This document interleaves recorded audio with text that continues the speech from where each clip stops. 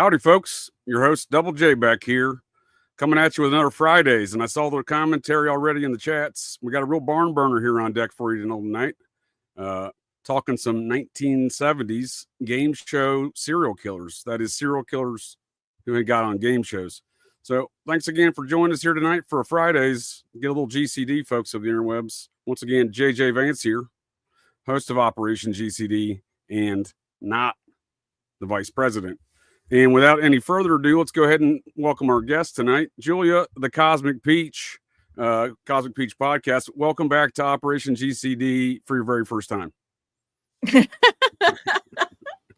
Thanks for having me for the very first time, JJ. I'm actually really excited about this one. Been looking forward to it for a couple weeks now.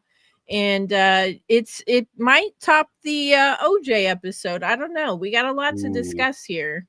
That'll be tough to do, ma'am. That'll be tough to do. And we kind of, if I may, we kind of piggybacked this episode. Our discussion we planned here tonight was kind of off our last conversation on serial killers of the anal digging variety, government cheese, if you will. Yeah, government cheese. Actually, I guess, well, do you want to tell the listeners a little bit about what we're going to talk about before I get to going? Because I have something I want to reveal to you.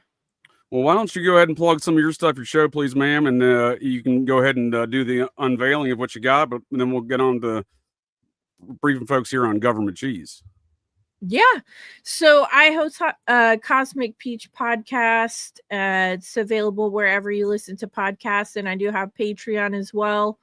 And yeah, just working on a lot of cool stuff. I really enjoyed talking to JJ about government cheese. Those are some of the topics I like to cover. Program serial killers, and that's how I discovered government cheese, but also the one that we're talking about tonight. And the big reveal is I have also given him a moniker. It's a Cosmic Peach moniker. And Rodney Alcala, he's a Mexican American, and he went by the alias of John Berger. So his Cosmic Peach moniker is the Bell Beefer. Nice. Okay. The Bell Beefer. Mm-hmm. You ever had one of those from Taco Bell?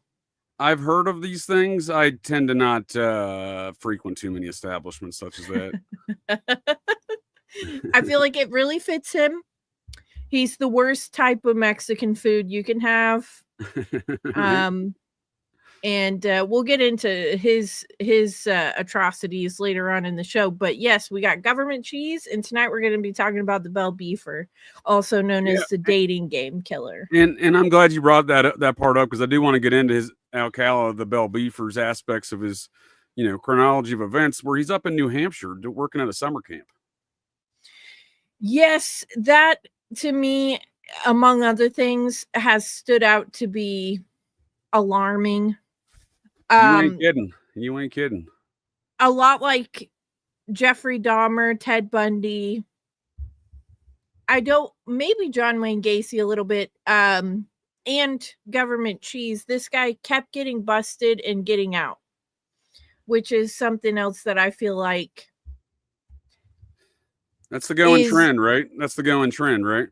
Yeah. I mean, if you see that, you automatically have to wonder, like, what is really going on? You might be under attack. My dog's an asshole. So, no, that's a good point. And I've been doing a lot of these same kind of comparisons, mapping these guys out, their activities, seeing what they've been doing in their lives. So, speaking of Ed Edwards, the other guy we're talking about, he got on two game shows. And I still can't find his episode from What's the Line or What's My Line, but we'll get into some of those details. But speaking of Ed, he's a Satanist, right? He's a prolific serial killer. That seems to be another common trend here amongst these folks, right? Another common trend. And one of these folks that I was discussing just very recently that just seems very prolific. There's just a lot of patterns between these folks. Thomas Eugene Creech in Idaho. He basically did everything Ed did 10 years after Ed in Idaho. Married a 17-year-old in Idaho Falls. Went on a Bonnie and Clyde robbery spree and murder spree with that 17-year-old wife, right? Now, Ed did that by he's got 2 different marriage licenses to that 17-year-old in 1956. One under the name Ed Edwards and the other one under the name James Garfield Langley. And I would argue these unintelligent agencies that we call them, they need to come up with a better name, those boys at the CIA, because James Garfield like the president and Langley like their headquarters. I mean, how else does this man have 2 marriage licenses on the same day with the same judge and the same stamps and everything else to the same woman under 2 different personalities and identities? He admits he gets that in 1955 in Key West, where he is there with at the same time as the CIA and Castro plotting the overthrow of the Batista government in Cuba. And then he gets arrested for murder in November of 1960 up there in Portland, Oregon, under the name James Garfield Langley. He shows up and we're talking mind control stuff as well with this guy, right? He shows up to a Lover's Lane murder scene the next day, and he's got a bullet wound in his arm, bleeding and shit. And there's a bullet hole in the windshield. So they arrest. Is he one of those ones that like the police apprehend him for like other things, maybe even not murder related, and he just keeps getting let back out? Like, is he like sometimes. One of those kind of guy? Sure, that happens sometimes, but in this instance, when we're talking about folks who can just get away, this time in Portland, he gets arrested under James Garfield Langley. He already served a stint in prison under the name Ed Edwards. How is he getting the other identity back? I don't know, but he escapes the Portland jail that night and goes on the run for the next 14 months as the #1 most wanted man in America on the FBI's list. Now, Thomas Eugene Creech had the same ability to escape things all the time. The Bell Beefer actually was on the FBI's most wanted list as well. And somebody recognized him and turned him in, but it's kind of like one of those things. He has an alias, right? He goes by yeah, he goes by John Berger, and he goes by Rodney Alcala, and he moves around a lot, so it's kind of hard to oh God, here we go. All of these folks are very prolific. They travel everywhere. No, yeah, that's what I was gonna say. It's like Randy Kraft and Ted Bundy, and this guy, Bell Beefer. It's like their bodies are all over the place. They're spread it out. It's Portland, Seattle, New Hampshire, New York, all these places in California. And it's like they're everywhere and nowhere at the same time. For sure. And much like this case out of Canada that Jonah's commenting on there, the Picton case and the tomfoolery around that, the authorities never really seem to care. So, or they purposely turn a blind eye to what these guys are doing. I mean, obviously in the Jeffrey Dahmer, the one kid that got returned back to his apartment, everybody knows about that one. But with Government Cheese, he actually he had 2 guys in his car. He pushed one of the guys out, decapitated the other guy. They brought him in for questioning. There was no doubt that he had done it. And the district attorney let him back out with almost no questions asked. I mean, these guys literally either they turn a blind eye or there's orders given from on high somewhere to just let them loose. And they go years and years without ever being detected. How about 40? That's wild. 40. They let this serial killer. Yeah, they let the serial killer out from Montana on parole. Not the first time they did that with a serial killer up there. And then they didn't track him. He just disappeared. He broke parole and he just disappeared for the next 40 years. A private detective hired by one of his victims' families is the one who found him as a minister in Arizona, and then they brought his ass back to Montana. But this minister. Oh my God, that's like BTK. Yeah, and this was Ed Edwards, old Eddie boy there. This was his arch nemesis, his Satanist arch nemesis. So this dude was an ardent Satanist. What's his name? Frank Dryman. Frank Dryman. Yeah. Well, I haven't even ever heard of this fucking guy. So I he learned was about active him in the 60s? He murdered in the late 50s, and then was in prison with Ed in Red Lodge maximum security prison in Montana for a few years. They were trying to beef to be the biggest dog in town. They're in the prison, the biggest, toughest, most murderous Satanist guy, right? This is documented in the prison file. So when they find Frank Dryman in 2010, just again, a PI hired by one of the victims' families. So then he gets dragged back up to Montana because he's been skipped parole for 38 years. The guy who's working the parole board as the investigator at the state prison in Deer Lodge, right? I said Red Lodge, Deer Lodge State Prison, is John Cameron, the retired Great Falls police detective who did the seminal study on Ed Edwards. So he already knew Frank Dryman's name, and suddenly Frank Dryman shows up on his lap. He's got access to the prison records. He's got access to Frank Dryman. He writes this in his book about Ed, his 2 books about Ed, how him and Dryman were competing Satanists, and et cetera, et cetera. So okay. Have you watched or are you into the Dexter series? Yeah. Sometimes the police are just a little retarded, right? Folks play into that, I think, right? They take advantage of it. No, I'm familiar with Dexter. I don't like violence and murder, and despite them as much as I talk about it, I don't watch a lot of it, and I hate combat, despite serving 5 years in the Middle East in combat. So these are just the things that I do. It's a kind of a paradox in my life, but I don't really care for murder, and I certainly don't care for the fiction. I'm your typical average white female, and I watch all the shows, and I love Dexter. Obviously, he's like a vigilante. He just kills bad guys, so I guess you can justify it that way. But sure, in this newest season, for anyone in the comments who is watching this now, that you'll know what I'm talking about. It's like Programmed to Kill. There's a guy who collects serial killers, and he brings them all together, and he has dinners for them so they can like compare notes and shit and become friends and shit. And I think this stuff is very prevalent, so that's interesting. It's coming up in media right now, right? It's getting more prevalent, right? When you see guys like, okay, you know how we talked about in the Government Cheese episode, how William Bonin, Randy Kraft, and Patrick Kearney were all perpetrating similar crimes in and around the same area during the same time frame. So it's like, how could they not know about each other? Right? It's like they have to know about each other. They're like copycatting each other almost. It's like, of course they probably went to the same Programmed to Kill academy or some shit like that. Well, I'm glad you're bringing that up, because that's what I'm trying to document in all these 6 Degrees games I play here in Operation GCD, is all these folks know each other. So Richard Ramirez gets a one-on-one with Anton LaVey before his murder spree in the 80s. Thomas Creech gets a one-on-one before his murder spree in 69 through 71 there in Idaho.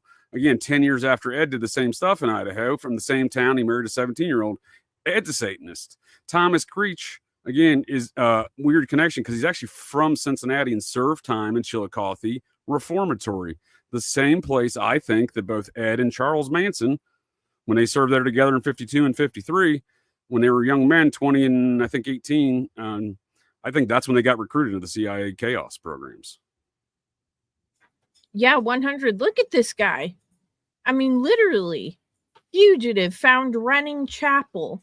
That's one of the other terrifying things about this, is how these guys end up just blending right in to regular society. Just like BTK. Wasn't he like head of the fucking Boy Scout troop and deacon at his church and you know whatever else? No one ever had a nasty or bad or negative thing to say about Ed Edwards. Isn't that something? They're diabolical. They're psychopaths. Ed got diagnosed. Let me ask you something though. Let me ask you something, JJ. Is it because they're diabolical, or is it because they have like a kill switch? Are they two personalities in the same body? Are they, you know what, disassociative personality? Maybe they don't even remember their crimes sometimes. Like, what are your thoughts on that? I think it's not mutually exclusive, ma'am. In fact, have you met Buffalo Jared Revisa?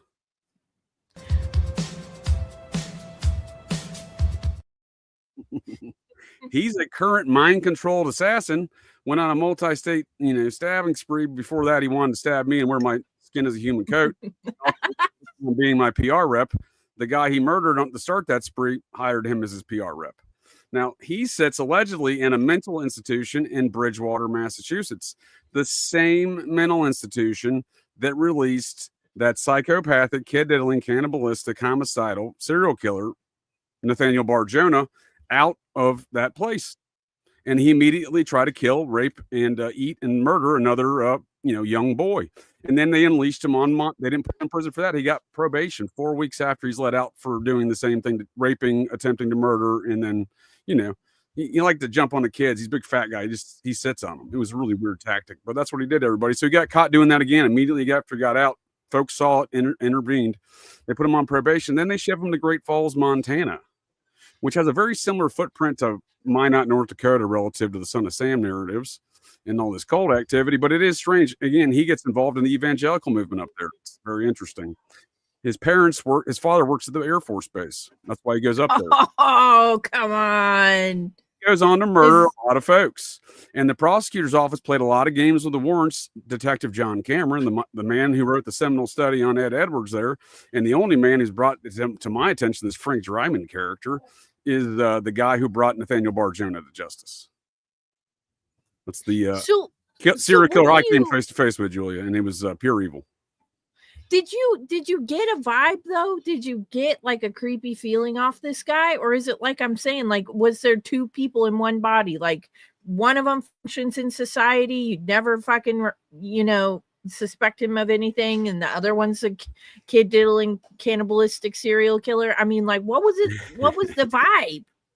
Nah, this dude's got top cover. He's serving up human meat burgers at church barbecues. The eyewitness statements for that 1996 crime that he eventually got put in prison for, the kidnapping and murder of Zachary Ramsey and eating of Zachary Ramsey. He's the one who fed him at the church barbecue in 96. All the eyewitness reports came up Nathaniel Barjona, right? He was last seen in an alleyway with a 10-year-old. And then, But did you get a creepy vibe from the guy? I did. That's what I'm saying. I think they come in different varieties. This is the kind of variety that comes with a lot of more top cover than Ed has, right? Now, Ed's very diabolical because we'll see. We can even watch a clip here from his performance he gave on To Tell the Truth. But he is a very diabolical man. And much like we see with Rodney Alcala on the dating game, he's murking folks while he's on TV, and Ed's doing the same thing.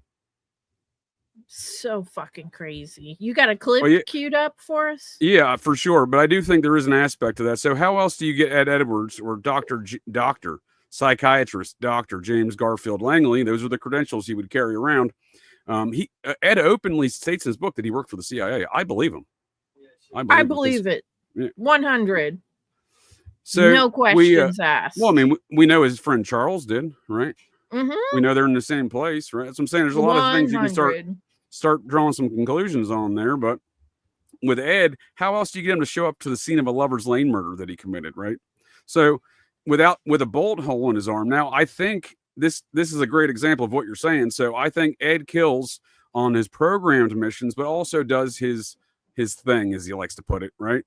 And he murders Lover's Lane folks. That's what he went to prison for. That's what he's notorious for. That's what he got busted for. Forensic evidence supporting such, right? And again, that's what happened in Portland, where he showed up to the scene of one. So he escapes from prison that night, and then the next day, that same date, that he escapes overnight. It's like November 27th, 26th is the night of. They arrest him on the morning of the 27th. He escapes the 27th, and a naval officer is murdered in nearby Astoria, Oregon, on that same day. So I think that's a great example of what Ed does. So he had to get out of prison because he was on a mission to murder someone in a hit, right? But he was doing his thing the night before, and due to the fucked up nature of his mind control, I think he showed back up to the scene bleeding with a bullet hole in his arm, right?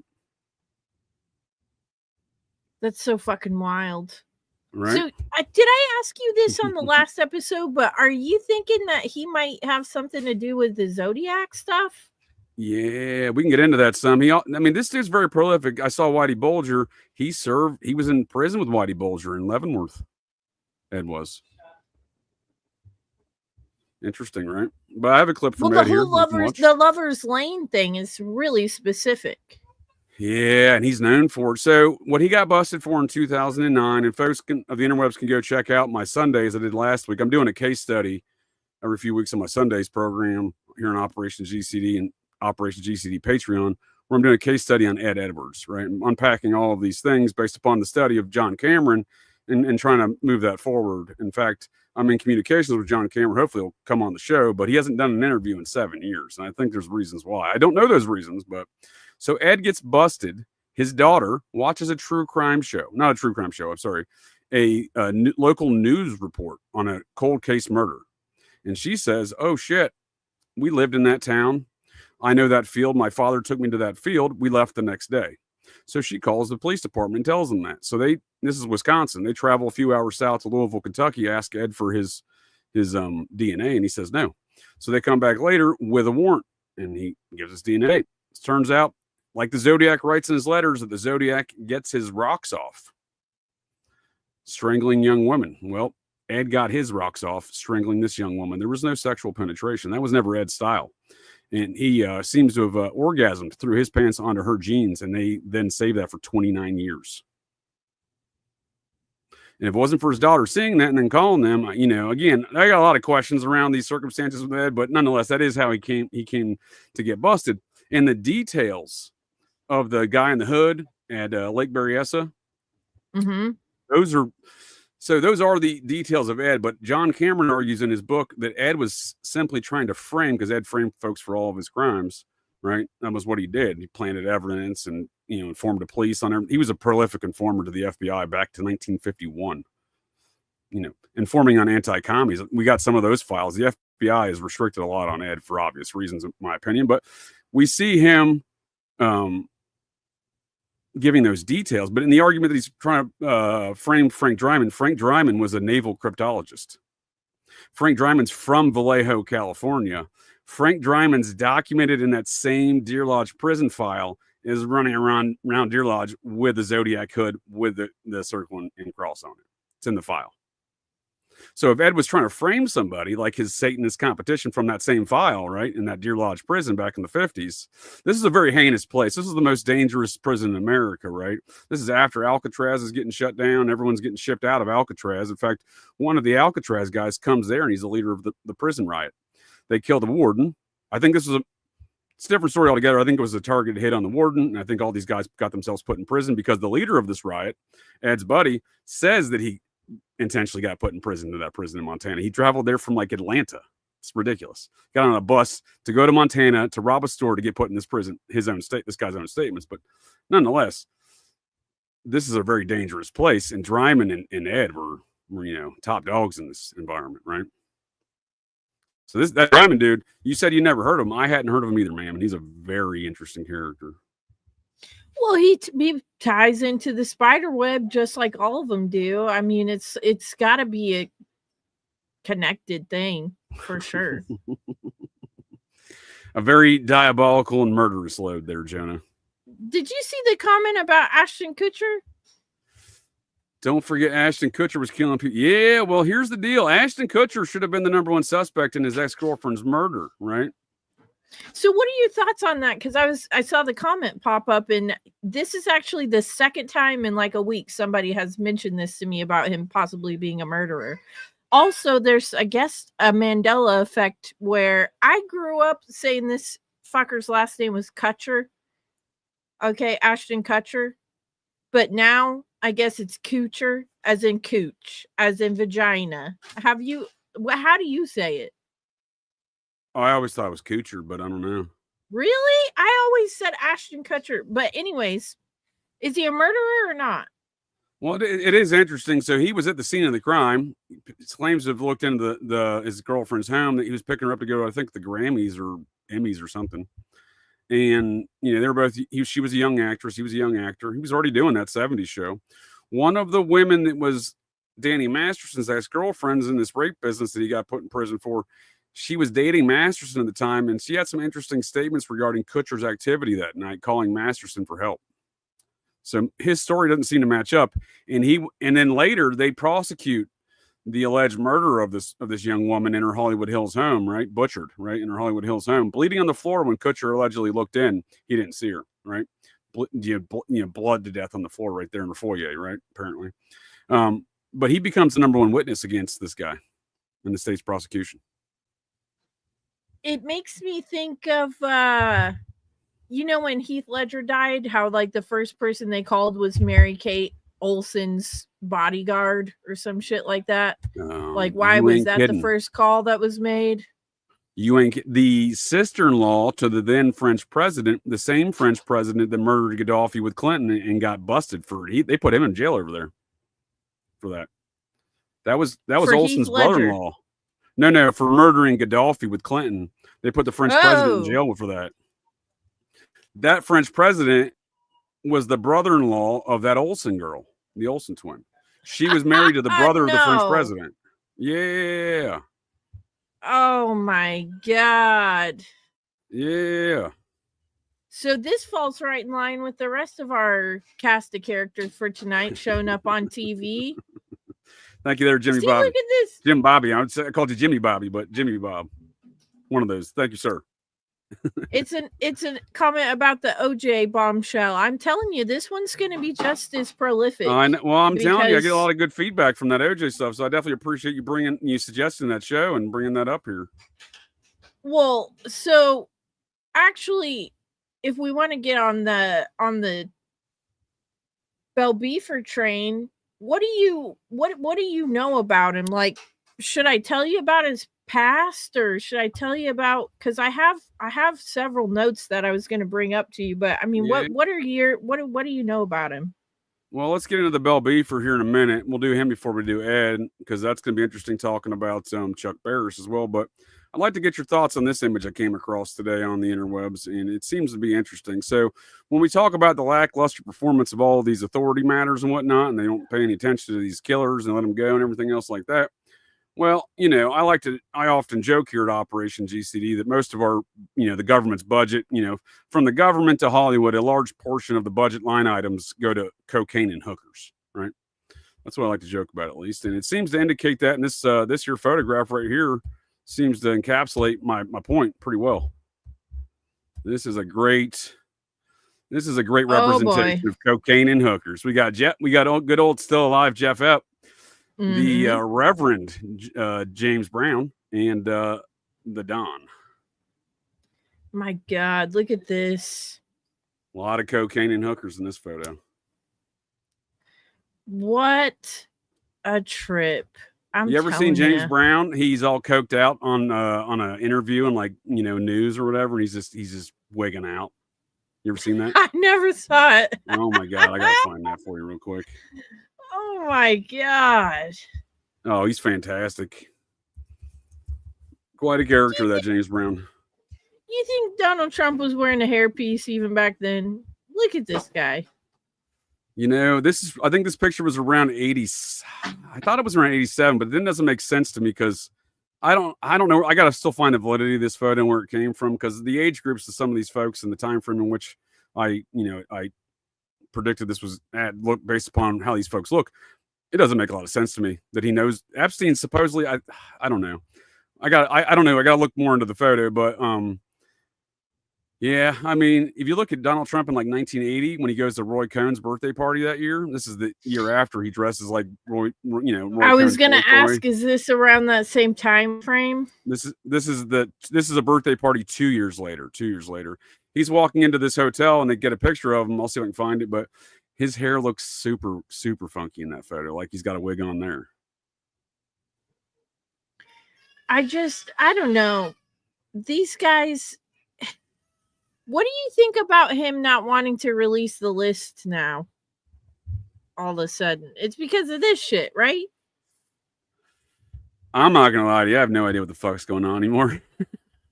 Really? I think all these people are just fucking scumbags, to be quite honest with you. I mean, I don't know why not, right? Like, I understand. Like, I like a lot of what he, obviously, if I was to say who would be better, Trump or any of these other opponents, Clinton, Biden, Obama, whatever, Bush. Obviously, Trump has been doing, I agree with more of his policies, more of America first kind of policies. But if that's just all a ruse, then he's just a bigger dickbag than the rest of them. I think it's all theater, too. I mean, honestly, I do. I think it's all just actors playing roles. Even Epstein. I mean, it's like, did he really? I mean, does he exist in the capacity that we think he does, or is he like just a showman that they've pinned a bunch of this shit on? And Yeah, I it's think like we really. that's a good. That's a good point. I think if I may, ma'am, he's a cardboard cutout of a human being, right? Right. It's like, is it really what we interpret it to be? Because especially when I see pictures like that, it's like, these are all just actors. This is all just a show. Well, Donald Trump is an actor. He's the #1 reality TV star and producer in the world. That happened. So let's look at James Brown real quick when he's doing a lot of cocaine and going on TV about it. Dropped? Yeah, I'm out on love. Why is this not playing? And we welcome you, James Brown. How did all of this trouble begin? Living in America. There's nothing wrong. Nothing wrong at all. You're not in any difficulty, but you're out on bond. No, not. Have all the charges been dropped? Yeah, I'm out on love. I'm out on love. Well, are you out on love or out of love? Which is it? I don't. He's coked out, huh? Oh my God. And he's just cheesing it up too. It's Smiling. the most disconnected interview in the world. Like it's 3 minutes of that. It doesn't make any sense. He never comes out with like a reasonable statement. It's just like, get on the scene with Sex Machine. That's what the Eddie Murphy bit was, on Saturday Night Live. Yeah. It's too hot for the hot tub. That's why I say that all of this is just like theater stuff. I mean, even serial killers ending up on game shows. It's just all part of, they're all,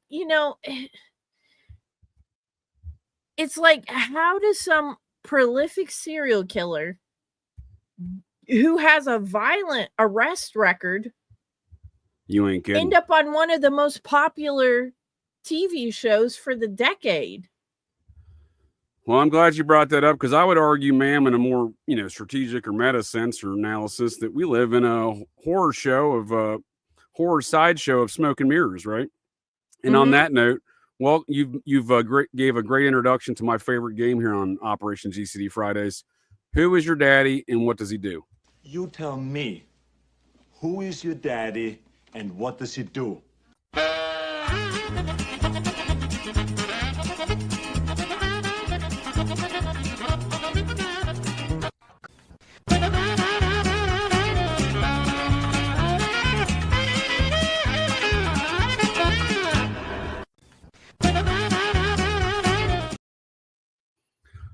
Who's that man's daddy, Ronan Farrow? Is it Woody Allen or is it Frank Sinatra? Ooh, let me see it again. Oh, I got some pictures. I just wanted to play that bit. I like the Arnold Schwarzenegger bit. So this is allegedly the father, right? The biological father, as we're told, the husband of Mia Farrow, right?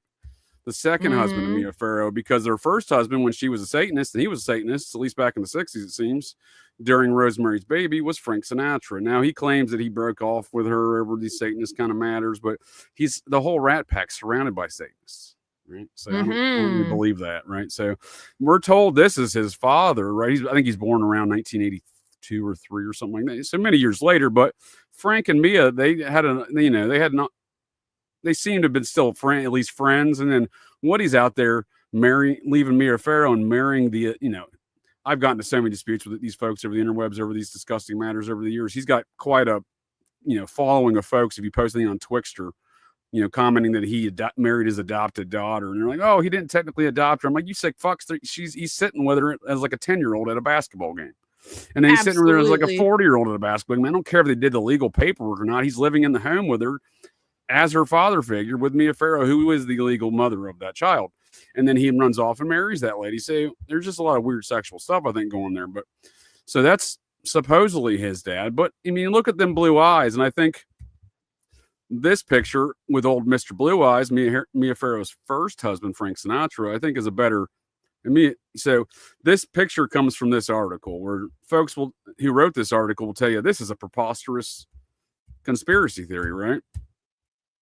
Frank Well, why Sinatra did did they not look secretly so father similar? Ronan Farrow, despite absurd speculation, friend insists. So the picture they give you is this picture. And notice how they do a black and white of Frank, because if they show you old Frank and his Frankie blue eyes, you're going to be like, holy shit, that's Ronan Farrow's dad. Oh, come on. The guy looks just like him. Yeah. So when I say we live in this manufactured reality of a horror sideshow of smoke and mirrors, we're given Ronan Farrow as the leader of the Me Too movement. And the person he's the one running the charge in the media, right, investigating it. And the person he's the one that uncovers the whole Rose McGowan scandal with Weinstein and the that was him. Israeli Black Ops. Yeah, he's the journalist behind all that. That's who he's credited for it. Right now, Rose McGowan, of course, has her own issues with Satanism, the Children of God. She was part of a sex cult she grew up in. Mm-hmm. So, nonetheless, my point being there is we're told that man's father is Woody Allen. Get the fuck out of here. This dude's like 5'8", blue eyes, blonde hair. Woody Allen's like 5'4", Jewish man, brown hair. You know what I mean? No blue eyes. You know what I mean? None of these things seem like the nose too. Oh yeah, oh my right? God, the facial come structure, on. Right? Yeah. Let's watch that again. mean, You tell me, who is your daddy and what does he do?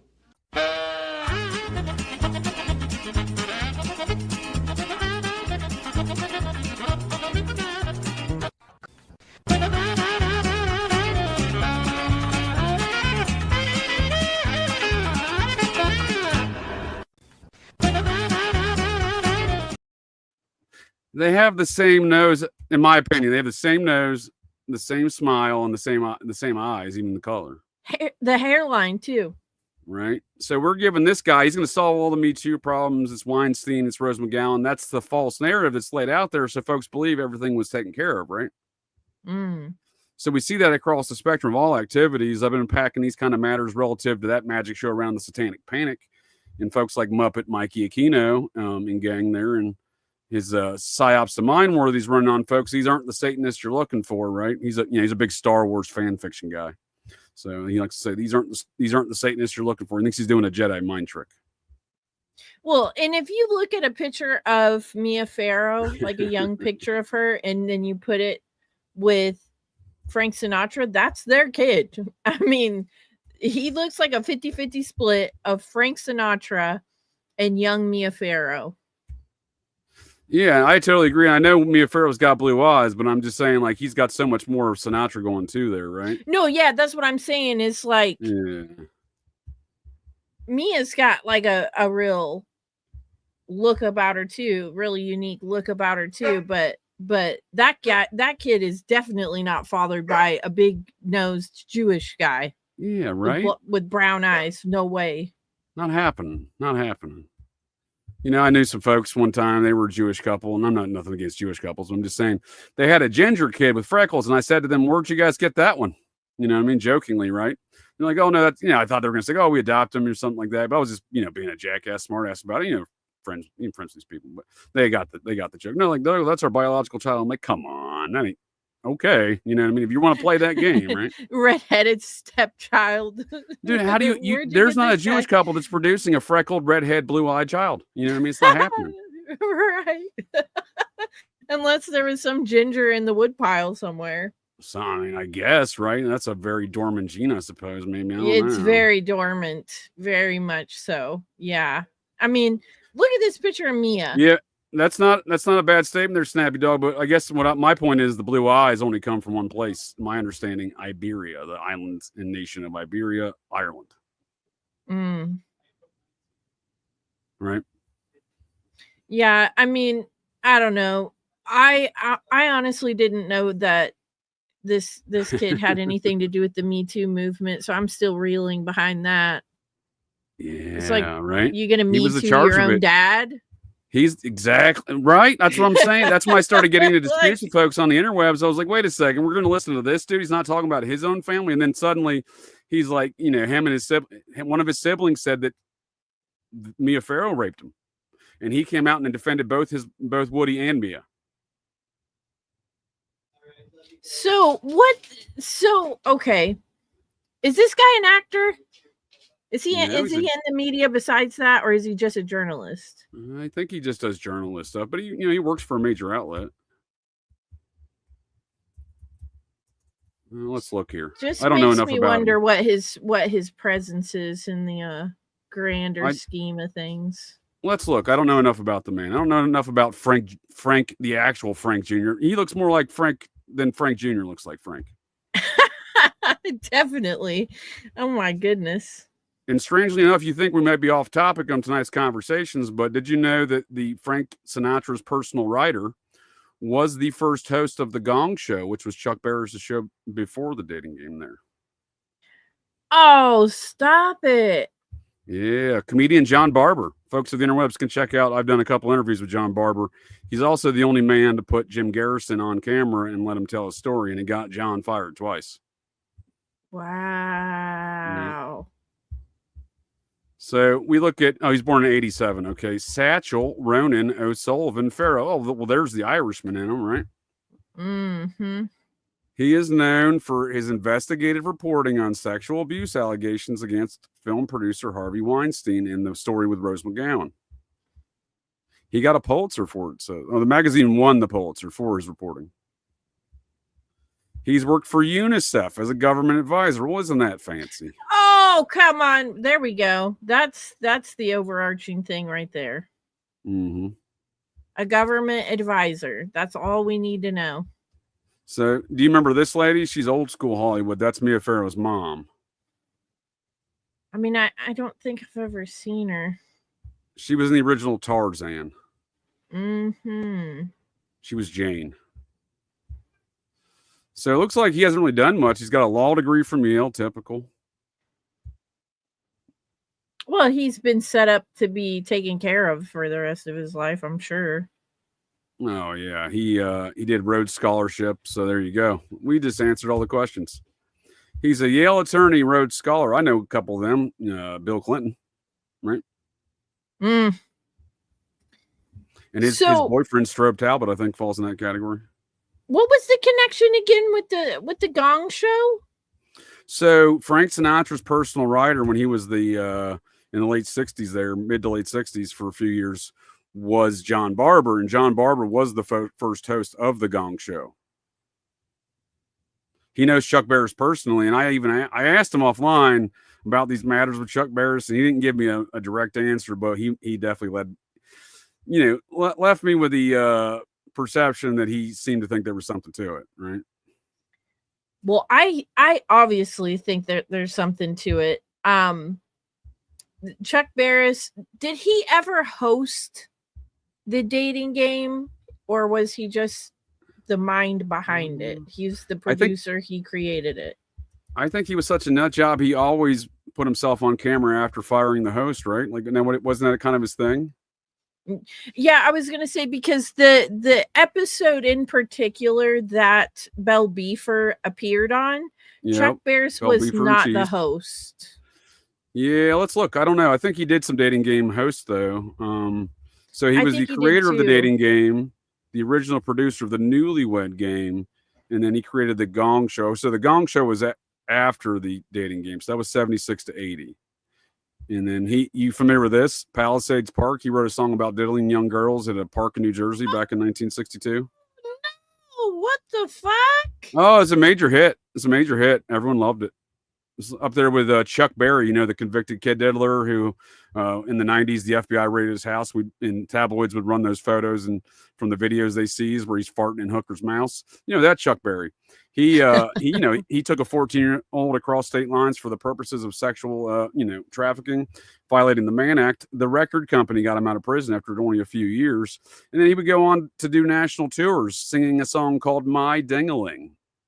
So this guy kind of falls in that same category with Palisades Park. It's about watching young girls.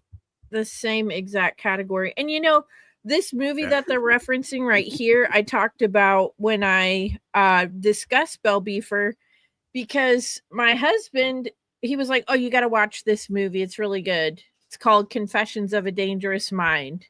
And I was wasn't bad. It wasn't bad, right? Yeah, I was skeptical. I was like, I don't know, what's it about? And then he kind of explained it to me, and then I watched it, and I was like, this has got to be real.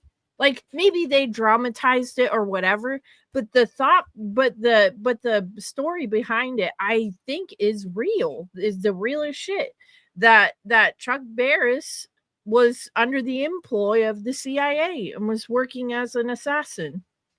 I have no doubt. I mean, actors going back millennia, actors have been used for spycraft because, for example, in the medieval times, right? And some of the only folks that could travel between towns were acting guilds. So that's one example. I also argue, who else can get to any room in the entire world besides Tom Cruise? He played. Trust me, I think he's a complete creepster. Don't get me wrong, but he plays he really knows how to play a tall guy who knows how to fight, and makes some great films doing it. So he knows how to play a tall guy. Oh my god! You know what I'm talking about. He does too, doesn't he? And look who produces this film, right? Wasn't that George Clooney that did that film? Yes, he was the director. Yeah, he was the director. Yeah, and it was a Coen brothers, I think. And George Clooney's wife was Julian Assange's attorney. My God, it's so crazy. Yeah. But so she quit allegedly over the release of the Podesta emails. Allegedly. But this what are the claims story... here? We can describe this a little bit for us. You want me to do this? You want me to read some of this, or do you have some details that as you perceive the narrative as depicted in the Confessions of a Dangerous Mind, which was a book he wrote? I mean, he wrote that book. They turned it into a movie, right? Yeah, I mean, you can kind of sum it up for everyone, but my thing is, like, even if you look at this, it says Barris killed 33 people. I mean, the numbers are weird. The whole story is weird. And to me, it's just like kind of laughed off like, oh, ha, ha, ha. The creator of the dating game was a secret CIA assassin. How fantastical.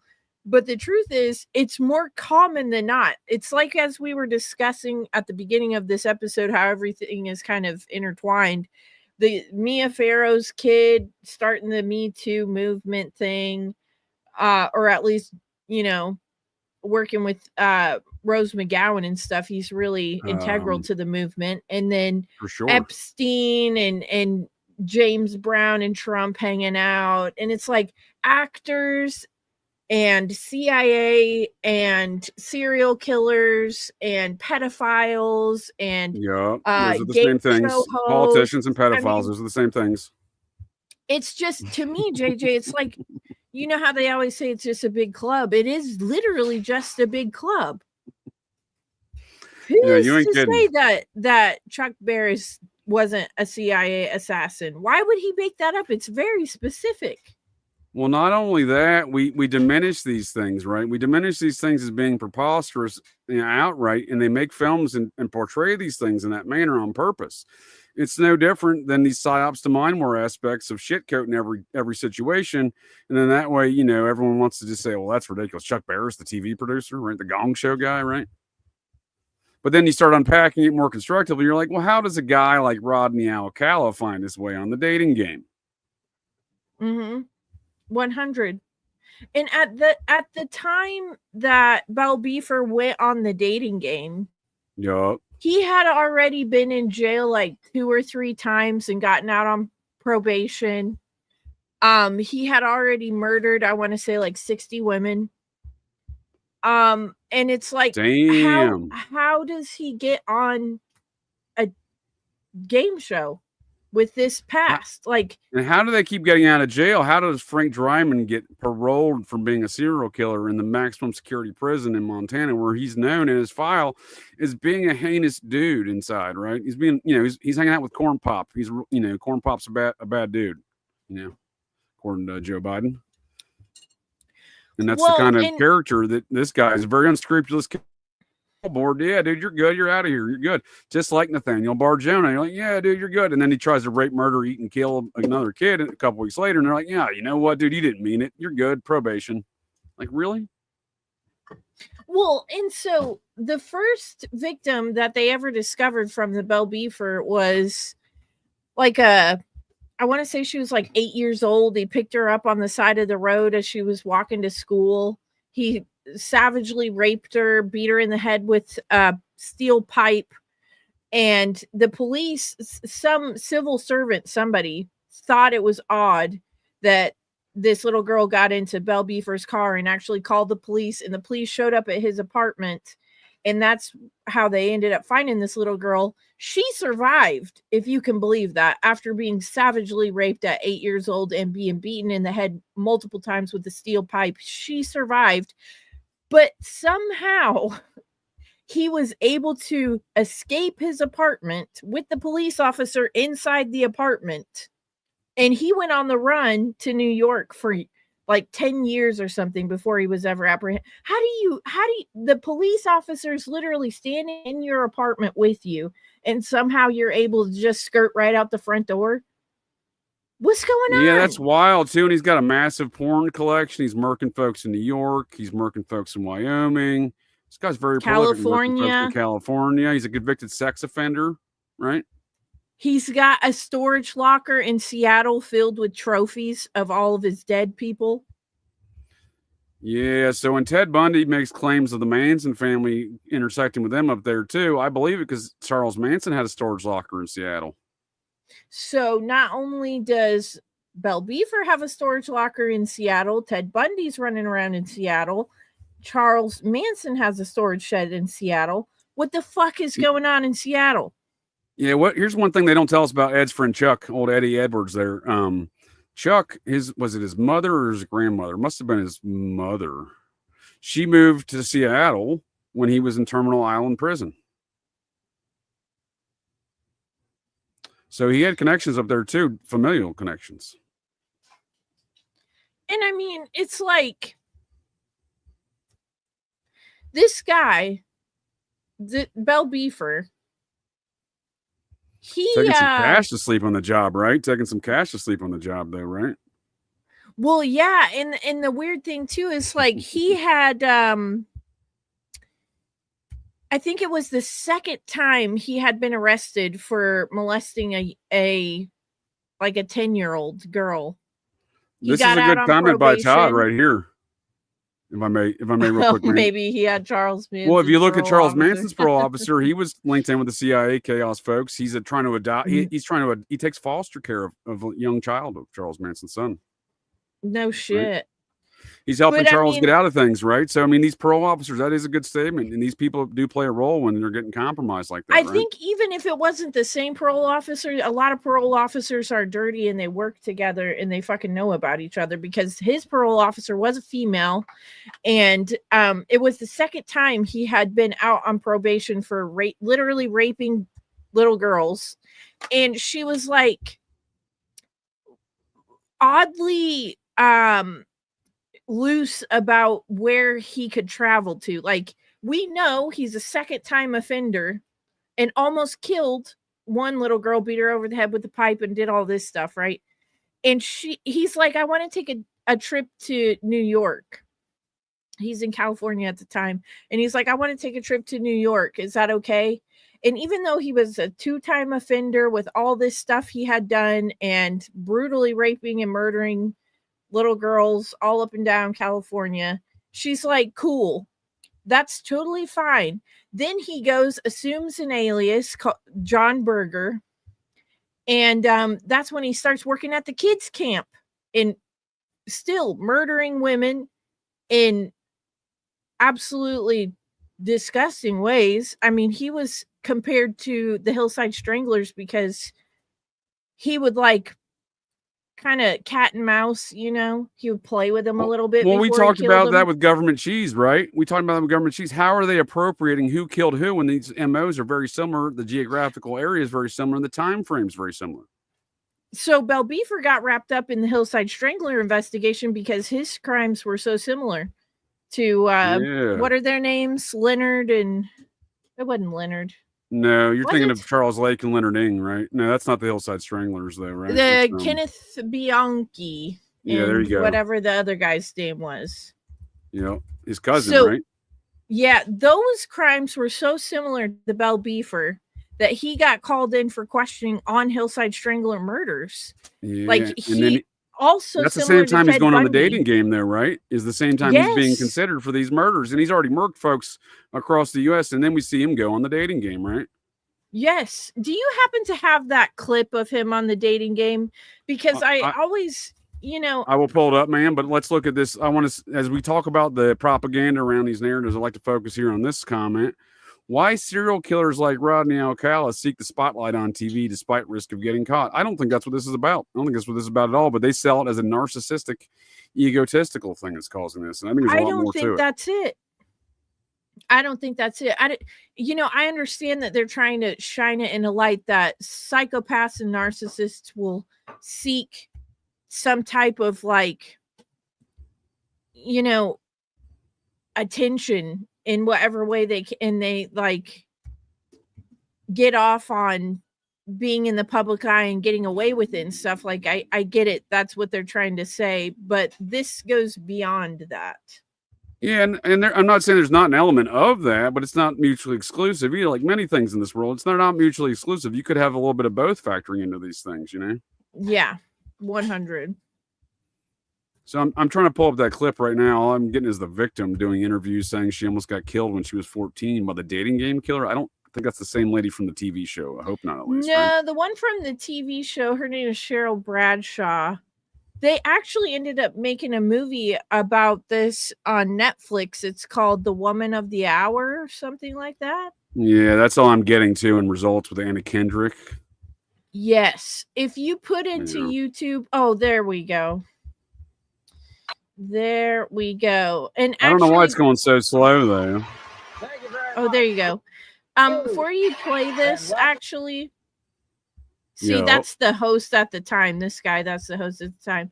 I'm gonna actually run to the restroom really quick while you play this clip. But I've heard people talk about attractive serial killers before. You know, sometimes they'll mention Ted Bundy, who was an attractive serial killer, whatever. And I've never agreed. I've always thought, you know, it was odd that people referred to these guys as attractive. But in the case of Bell Beefer, he's like this weird, you know, tall, dark, handsome, you know, Farrah Fawcett haircutted freak.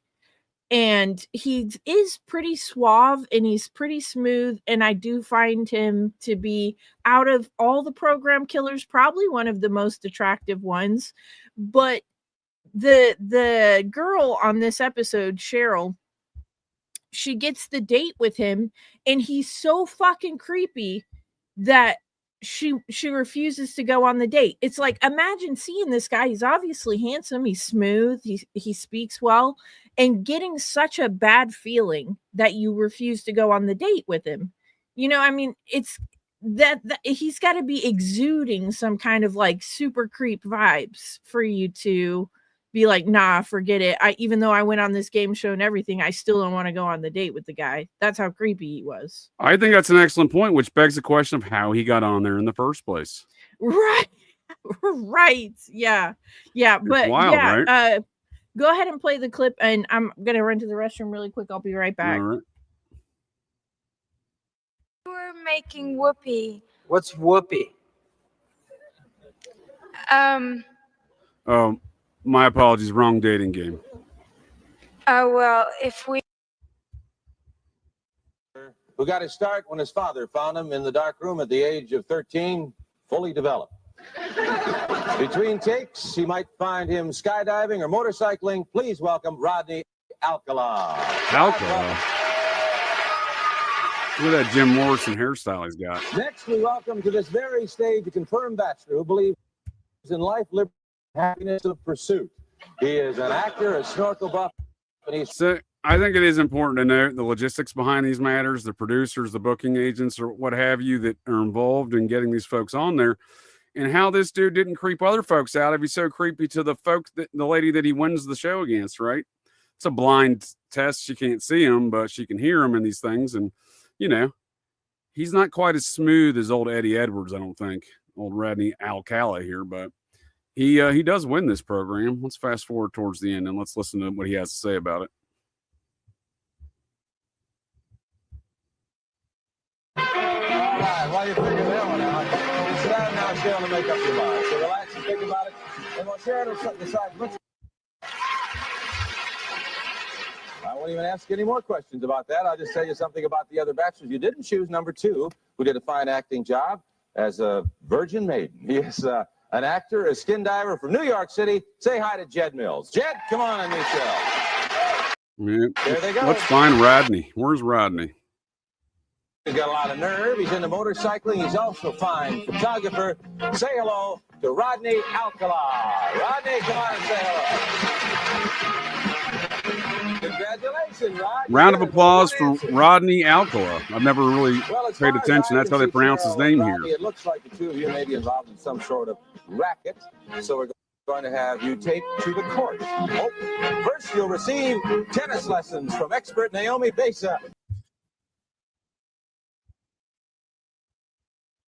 So that date never happens, folks. He creeps that lady out, and then she probably rightfully concludes that she could have gotten murdered, as she's doing interviews today, it seems. But it is interesting. They introduced him as a photographer, right? So he had thousands of child pornography images, right, upon his arrest, convicted for such matters in his past there. This seems to be an ongoing trend. Welcome back, ma'am. He lured a lot of women in as victims with this photography racket thing. He'd say, "Oh, I want to take pictures of you, whatever." But there is a couple snippets. They're hard to find in the clip, but I'll just surmise. Where she asks a question and she's like, "If you were a food and I was serving you, what would you be?" And he would be like, she says, what is your name and how do you taste? And he's like, "I'm a banana, peel me." And like, he's so smooth and he's like flirting her up and she obviously picks him. And then she's like, "What's your favorite time of day?" And he's like, "Nighttime, because that's when all the real action happens." I mean, he's literally like smooth talking. He's like, you know, obviously she picked him for a reason, because out of all three of them, he gave like the most witty answers or whatever. She meets him. Like I said, he's got like this weird Farrah Fawcett, as you said, kind of a knockoff Jim Morrison vibe, tall, dark, handsome thing going on. And he's so creepy. She's like, "Fuck no, I will not go on a date with this guy." Is this real life? I did not know that. That's interesting information, because I wouldn't be surprised. I mean, J. Sebring International is a major hair salon still today, and the man who took it over in the wake of Sebring's murder was the fifth cousin Markham of John Markham II, the Process Church lay member, according to Ed Sanders' files, and their attorney. So is this comment, somebody said J. Sebring's protege did Belle Beaver's hair? Yeah, Belle Beaver's. What? Come on. Oh, it's just a guess. Oh, no, that's a good guess. I'm going to look into that. I am going to look into that, because this guy is the major Hollywood guy, right? Canyon area. Well, he took over J. Sebring's enterprise. Yeah, I mean, this was J. Sebring was the hair salon to the stars. So that is a good point. Elvis Presley, his personal spiritual guide, was J. Sebring's business partner. He resigned from that business, the drug dealing hair salon business, and became Elvis Presley's personal spiritual guide. So there's a lot of weird stuff that goes on around these matters. Well, and back to the photography thing too. He went by the alias John Berger. He told people that he was a photographer. He lured a lot of women back to his place saying that he was a photographer. And when they finally busted him and got all that stuff out of his storage locker, a lot like Randy Kraft and Jeffrey Dahmer, Belle Beaver's thing was like he liked to take pictures of his dead bodies. And it wasn't just women that he was after. He didn't really discriminate. He had murdered young boys, men, women, little girls. He did not discriminate whatsoever. Yeah, he was a pretty wild dude, right? He just didn't really have, he was all across the whole spectrum of activity, kind of like Richard Ramirez, right? Yeah. He was across the spectrum. He would just murder whoever he could get his hands on. And there was he was in the military. I don't know if you came across this in your research, but he joined the army when he was 17. And they said that he had antisocial personality disorder, and that he was potentially a psychopath, and that he had an IQ of 135. So he was a highly functioning narcissistic psychopath with like dissociative personality disorder. And for me, I find that to be highly significant because I feel like they look for those kind of people. That's precisely my same conclusion, ma'am. So Ed Edwards gets diagnosed as a sadomasochistic psychopath with his rage and terror rooted in the early onset of his life. He was made in a one-night stand in the backseat of a car, Lover's Lane. So that's what he's indicated is that's what sets off his rage, his uncontrollable psychopathic sadomasochistic decided at the age of 13 with an IQ of 132. That's Mensa level. That's Mensa level at the age of 13. Well, that's what they look for, though. They look for that shit. And after his time... That's about Jay Sebring. That's about Jay Sebring. Shampoo was based on Jay Sebring. The movie Shampoo by Warren Beatty. Are you familiar with that? No. What's that? Yeah. Check this out. Go ahead, ma'am. I didn't mean to interrupt you. I just got excited about that. Oh, no. Statement. I was going to just say after his time in the Army, he went to New York University and he studied film under Roman Polanski. Well, you beat me to it. So he's hitting a lot of the high marks, right? The Army, the psychopath, the genius, right? The Satanism, right? He's doing a lot of these high marks, right? He's traveling everywhere. He's escaping places. He's got multiple names, right? So that's what I'm saying. Mm-hmm. Like, what makes him any different than Eddie there, and what makes him not also being part of the same kind of, Operation Kind of Chaos programs? Bill Colby's Queers, right? As Dave McGowan puts in his program to kill these serial killers, the Satanist serial killers specifically, are the Phoenix program Come Home. That's Michael Aquino's program, weaponized folklore and culture, and doing so in a psychopathic, murderous way to shape and socially engineer folks in tyrannical and past tyrannical laws. And that's all we see around these folks. And I think that's Dave McGowan was right. We see the rest of Colby's products, Operation Gladio, right? That's Colby program. Air America, that's Colby program. The drug trafficking and the serial killing of Phoenix program. Michael Aquino reported directly to Bill Colby in the Phoenix program in Vietnam by his own admittance.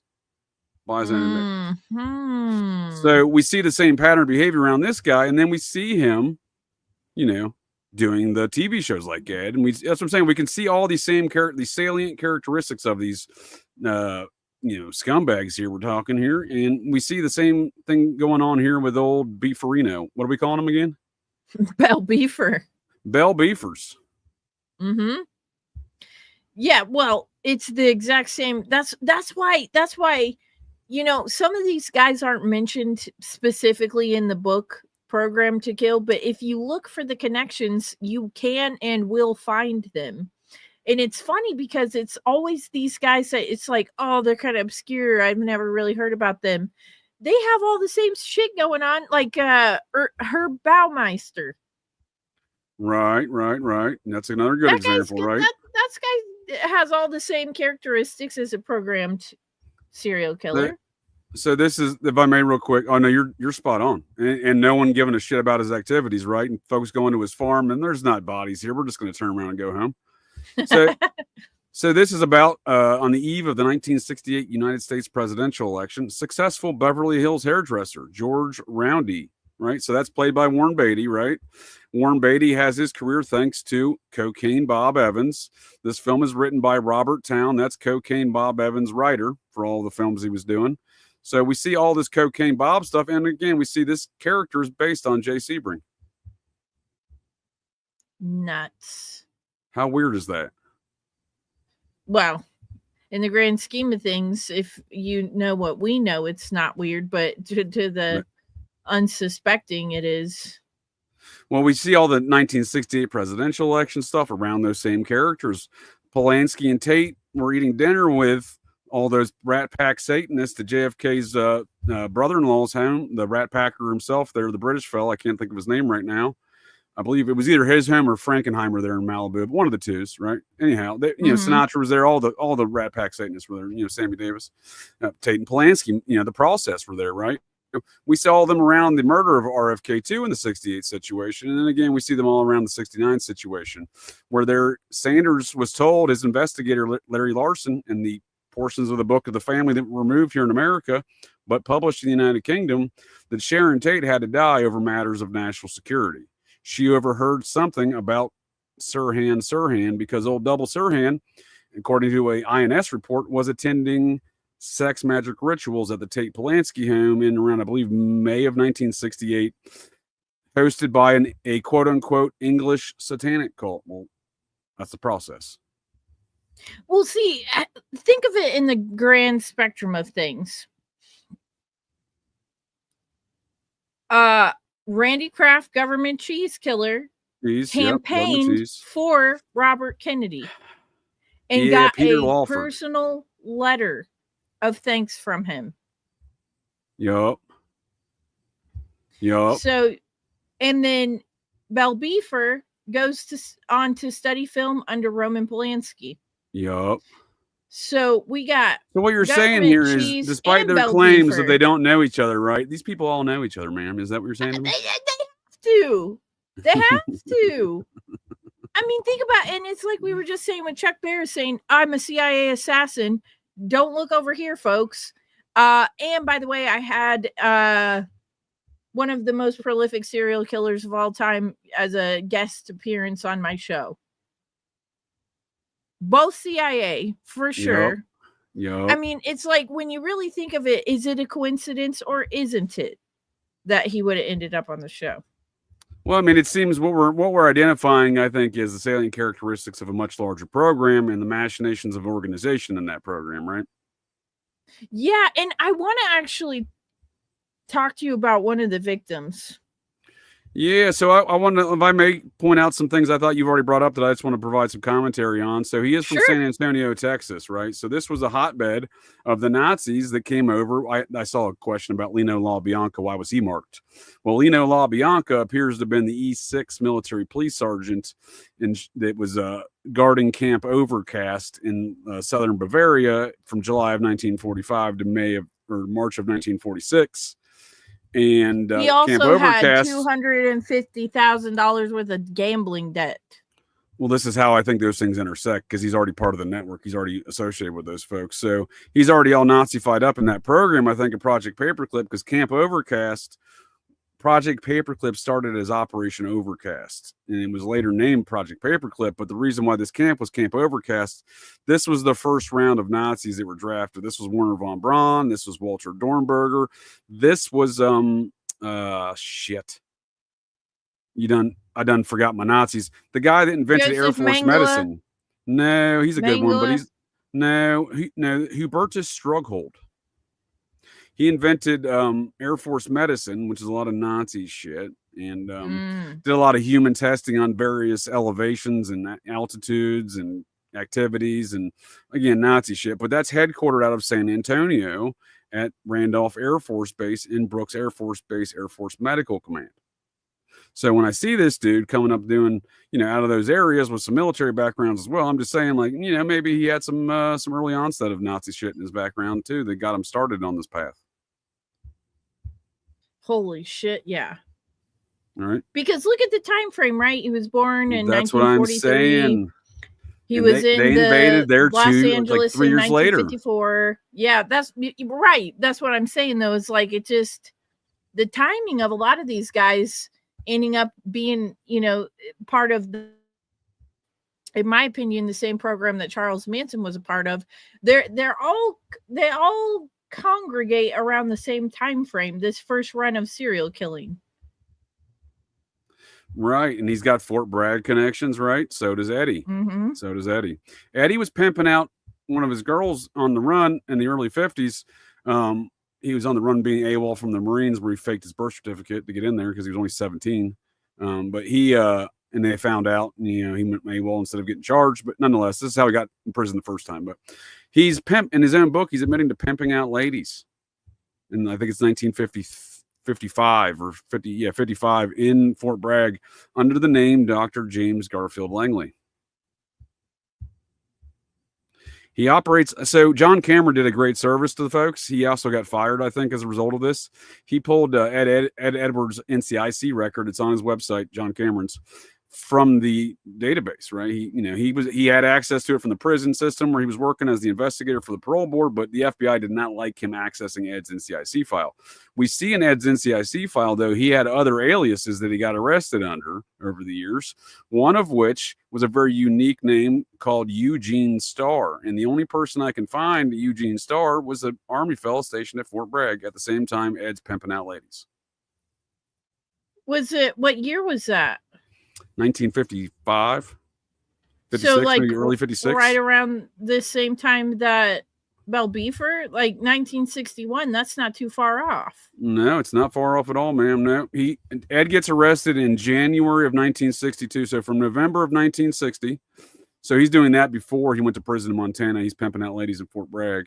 But this is in his own book, because we ask how all these people get on to things. I can tell you how Ed got on a lot of things. He created his own publishing company as a front company called Heart Publishing, published a book claiming to be a metamorphosized criminal, metamorphosized criminal. Meanwhile, he's just murking folks the entire time. He's traveling America on over 1,000 radio and TV net stations in the 1970s and allegedly just murking folks the entire time. Fucking wild.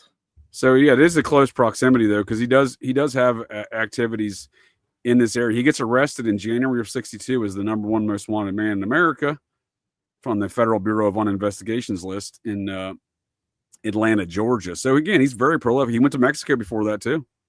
So when Rodney Alcala is living in Mexico, Ed's in Mexico. Well, you know who else is in Mexico around that time? Patrick Kearney. Who was mistaken as the government cheese killer because their crimes were so similar. And Patrick Kearney studied something with Lee Harvey Oswald. They were at the Monterey. They were at the Monterey Naval Station Language Academy up there in Monterey, California. The Language Academy. That's right. So Patrick Kearney, serial killer, prolific serial killer, was in Mexico studying something about language with Lee Harvey Oswald. And then we have I might be getting those mixed up. Was he the guy that was also seen at the Mexican embassy claiming to be an Oswald? Was that the same one? Or maybe I'm getting guys mixed up. No, the Patrick Kearney was a pedophile serial killer who was murdering in and around the same area and time frame as government cheese. They almost couldn't tell the two apart. But the thing is, government cheese was in the Air Force. Patrick Kearney was in the Air Force. Bell Beefer's in the Army. Bell Beefer the cheese. Right. Bell Beefer with government cheese. We got a Bell Beefer government cheese combo. Yeah, look at this. Look at this. This Patrick Kearney, if you scroll down just a little bit, you'll see the mention of Lee Harvey. Stop. Let me see. Yep. And he attended military language school with Lee Harvey Oswald. He went on to claim that he drove Oswald to the Mexican border and almost went to Mexico City with him. And that's in 1958. I'll call his father's last name is Bucour, and that's French. That's a good question. I'll have to look into that further. I appreciate that there, Tony. So you're bringing up some good points. I like where your head's at. So yeah, that same language school that we're talking about here in Monterey, it's Monterey, not Mexico, ma'am. It's the Monterey Bay, California. I meant to point that out there. Where Mae Brussel was doing her radio show out of and lived for many years. So Mae Brussel talks about somebody else who knew Charles Manson at that same language school and must have likely known Patrick Kearney. This guy was a naval guy, intelligence O&I guy. He infiltrated the hippie movement, much like Sharon Tate's father would later do. And a couple years after this incident, this was, I think, 68.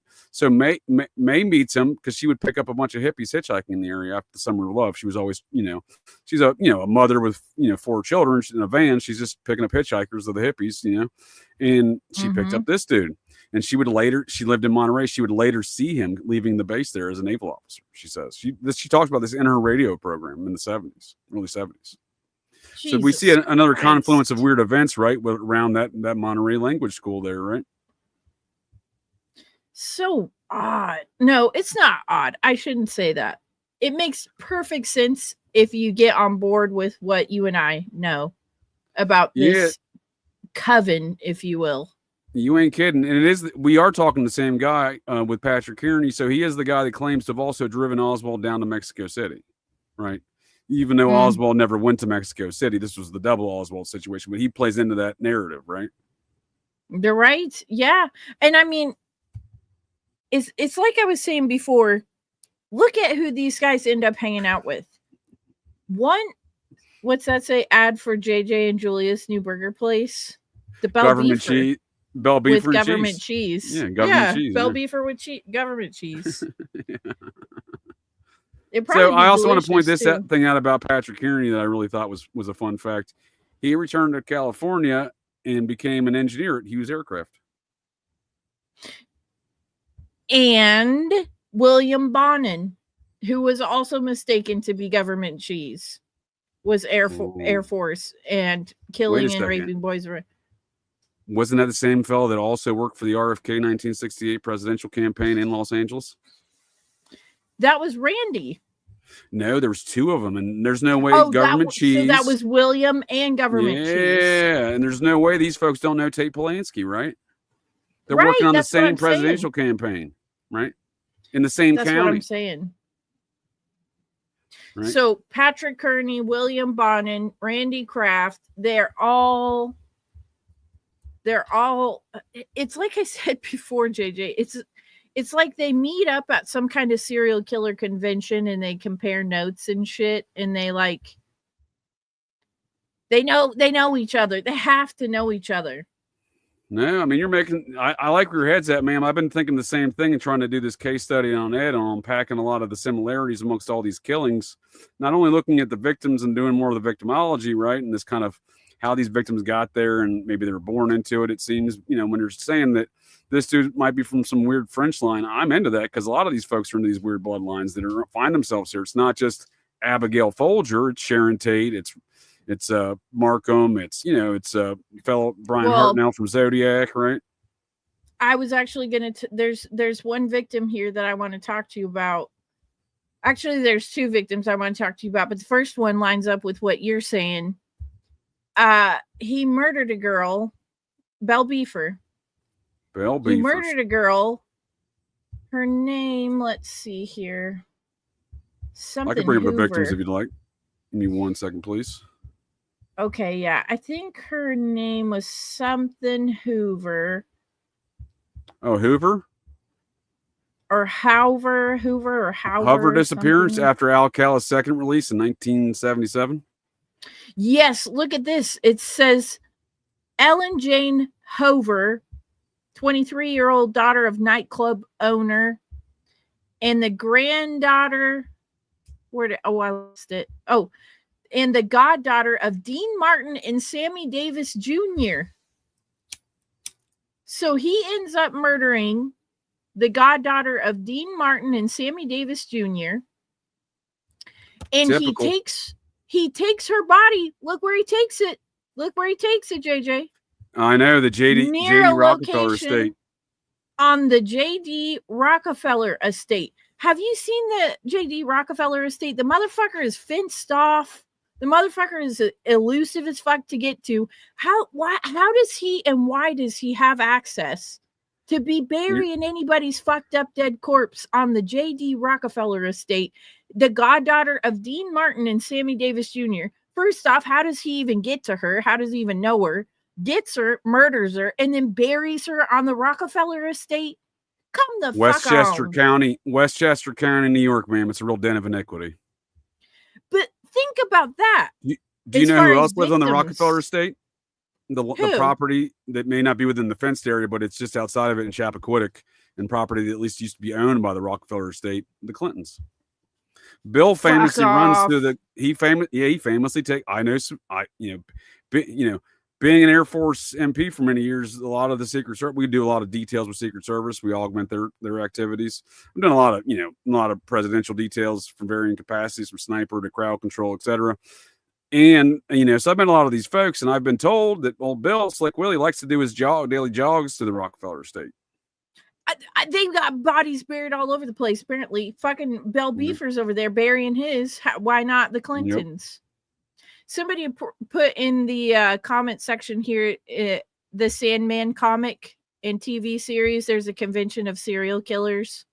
That is true. No shit. Is he from a famous Texas Ranger political family of Texas? Oh man, I appreciate that, Tony. I'm gonna look into that more. I missed that completely. This is Bell Beefer's The chat is off the chain tonight. Yeah. 2 comments in a row. What was that second I'm one? sorry, I interrupted you. You were saying something else? Oh no, you were good.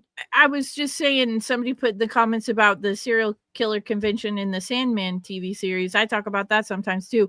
But what was that second one? Did he come from a famous Texas Ranger family? Well, that Mexican French name there, the Bucors, that's his mother's family. I think we'll go back and look, but that's apparently that's an old school Texas family. Now, I used to live in San Antonio for 3 years, and I spent a lot of time around Texas folk as well. They have this weird thing that I don't understand, and they all get into arguments at barbecues and whatnot. These older families that have been there a long time. They get into arguments of whose family's been there longer. It's really bizarre, but a lot of times these Mexican families win because they were there a little bit longer. You know what I mean? So this Bucor family being a Texas Ranger, that's interesting. I did not know that. That's fascinating. Well, Bell Beefer's dad took off when he was like 4 years old or some shit like that. He split and left the mom.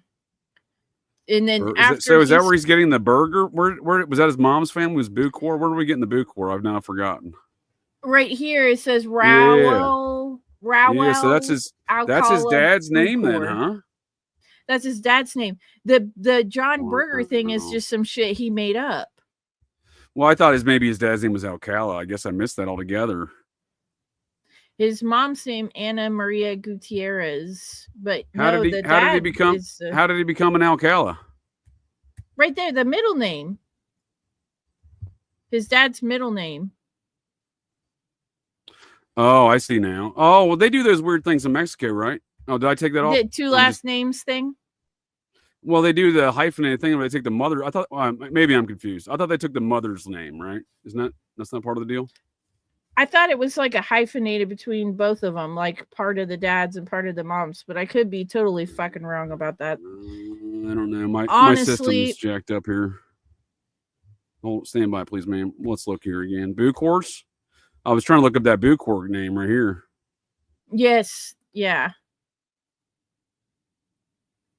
Yes, he says Alcala's father moved Gutierrez, the family to Mexico, then abandoned them. I'm cutting out again. I apologize. So you know what I mean? Though, wouldn't he be like a Gutierrez -Bucor? The name is strange because if it does come from like an old Mexican family or old French family, something like that, that would be significant. No, I totally agree with you, especially if this family is deeply rooted in the San Antonio politics and the Texas Rangers, right? Mm-hmm. Okay, Bucor there's a would comment. be Raul's mother's last name. Right. Oh, there we go. So he takes the mother's last name. So then why wouldn't Alcala take his mother's last name? Maybe because he needs to have the... Right. He's doing some Bucor stuff, maybe, and that's where the burger comes from, right? He's focused on that Bucor. I don't know how you pronounce that. I'm probably butchering it. Me too. That's what I'm saying. Like, I don't understand always the name game. I knew there was a unique name thing, and I totally missed it. We do have some great comments, and I appreciate you folks on the interwebs tuning in to get a little GCD here tonight, but also in the commentary. It's great stuff. I definitely enjoy it. The comments are off the charts tonight. Yeah, you ain't kidding. Gotta agree. No, I'm just trying to look up the. Go ahead, man. I'm just trying to look up this Texas Ranger. When we're talking French stuff, we're talking society stuff now in America. All these French names, every French name you know has people in the Society of Cincinnati, even folks like LaBeouf, Shia.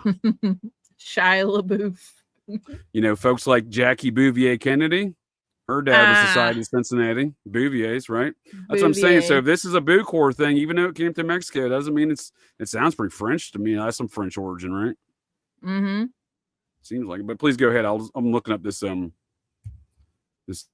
So I was just gonna tell you about the first victim was the goddaughter of Dean Martin and everything, buried at the Rockefeller estate, which that should be a huge red flag for anyone, even if they're not into the Program to Kill universe. That just should stand out as completely insane how he was able to acquire access to the Rockefeller estate to be burying bodies. But anyways, the second victim I also find to be interesting because he takes, her name is Monique Hoyt. He kidnaps her, rapes her, drives her to Joshua Tree, takes pictures of her posed in like weird sexual positions, sodomizes her, rapes her again, suffocates her, strangles her until she's about to pass out, and then revives her, and then continues to do that over and over again. Oh, okay. And which one is Bludgeons her this? in the head. Her name's Monique Hoyt. And then he bludgeons her in the head with a rock over and over again, rapes her some more. She survives all of this. 15 years old. She survives all of this. Good Lord. He's like, oh, well, I guess I didn't kill her. I'm going to take her back to my apartment to finish her off. He stops at a gas station. She escapes the car, runs to the police station, files a report that she's been raped, sodomized, raped some more, beaten in the head with a rock, escaped the attacker. She takes him right to his apartment. He gets arrested, and they put the bail so low that his mother posted the bail within like an hour of him getting arrested, and he's released right back onto the streets within like an hour of being arrested, even though he has bludgeoned, raped, sodomized, and strangled this girl almost to death.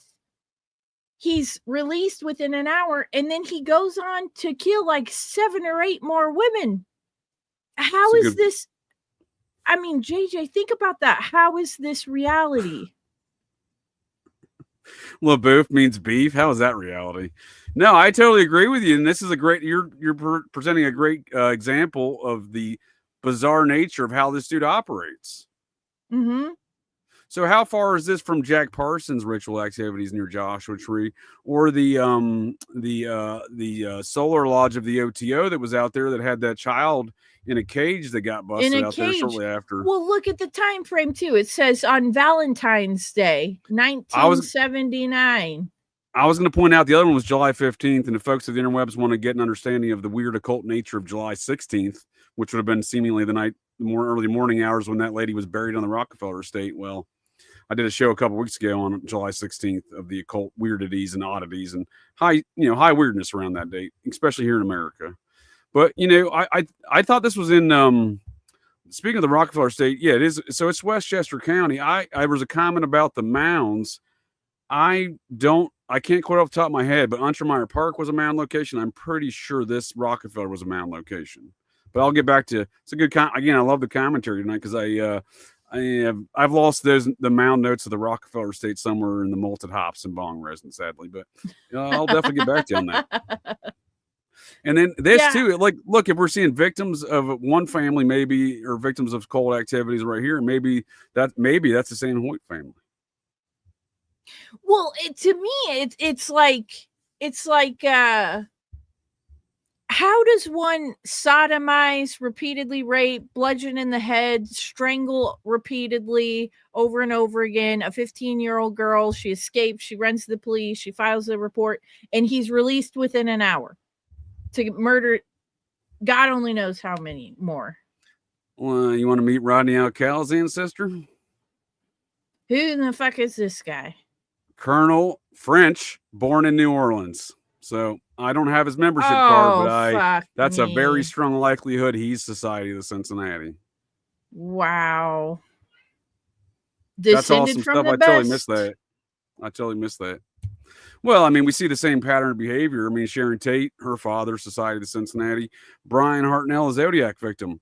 He was Society, hereditary member from his maternal grandfather. It's passed down to the closest male bloodline. And if you don't have a son, like Jack Bouvier did not have a son, Black Jack Bouvier, Jacqueline Bouvier Kennedy Onassis' father, he didn't have any sons.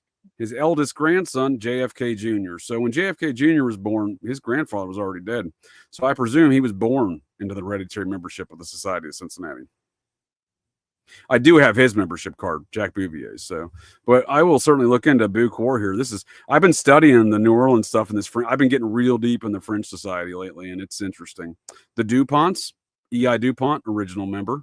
Again, if you know a name here in America that's French, I'm telling you, it's their society. The new Pope has got members from his paternal line in the Society of Cincinnati in the French chapter. The American Protestant.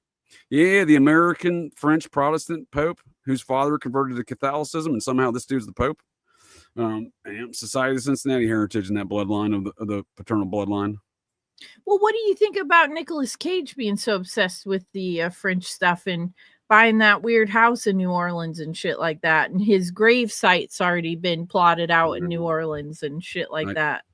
I think Nick Cage is an ancient alien cargo cultist, and that doesn't go. These Satanists are also ancient alien cargo cultists. I'm not saying he's a Satanist, but they do get along in those capacities. And New Orleans is a very occult town, so there's a high probability that he is. So, and he marries Lisa Marie Presley, lifelong Scientologist. You know, that is like corporate Satanism, basically. Mm-hmm. Mm-hmm. Would it surprise you to find out that Nicolas Cage is like a prolific serial killer? Not even the slightest.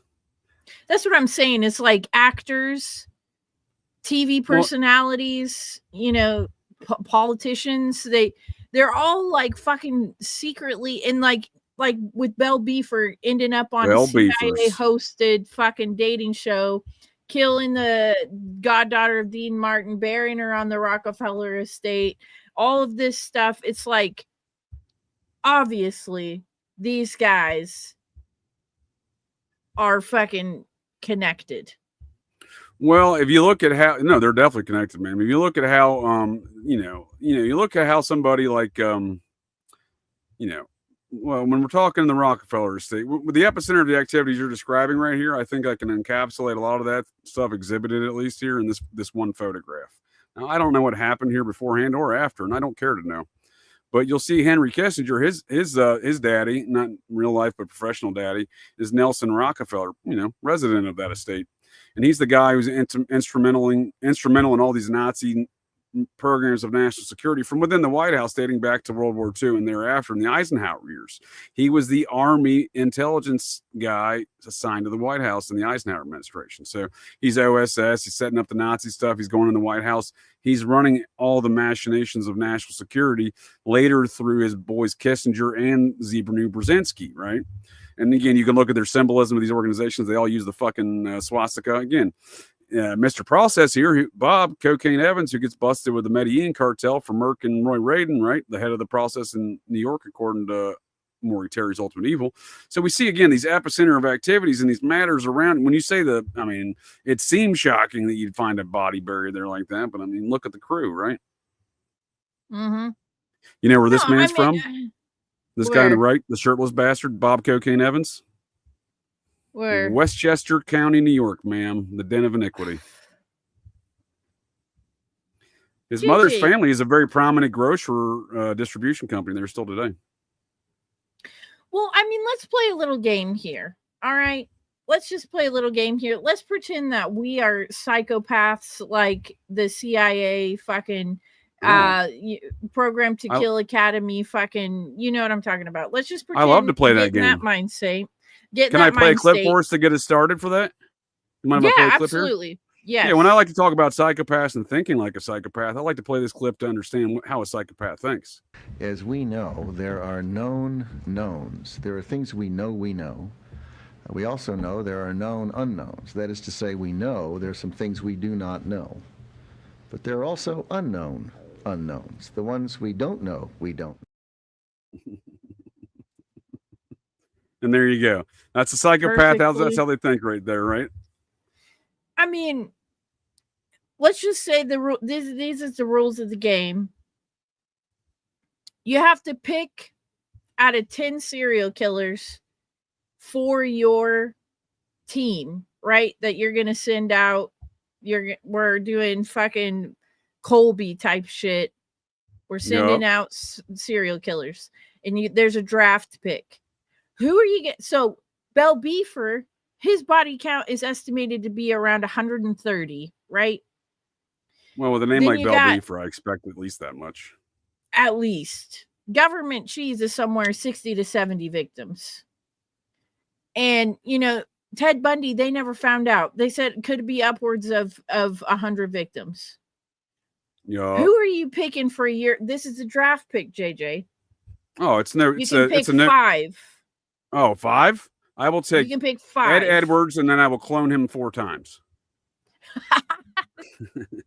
No, for real. You can pick Ed Edwards, but then you got 4 more that you have to pick to be on your team. Well, according to my understanding of the reports and books that I've read from John Cameron regarding Frank Dryman, he's my number 2.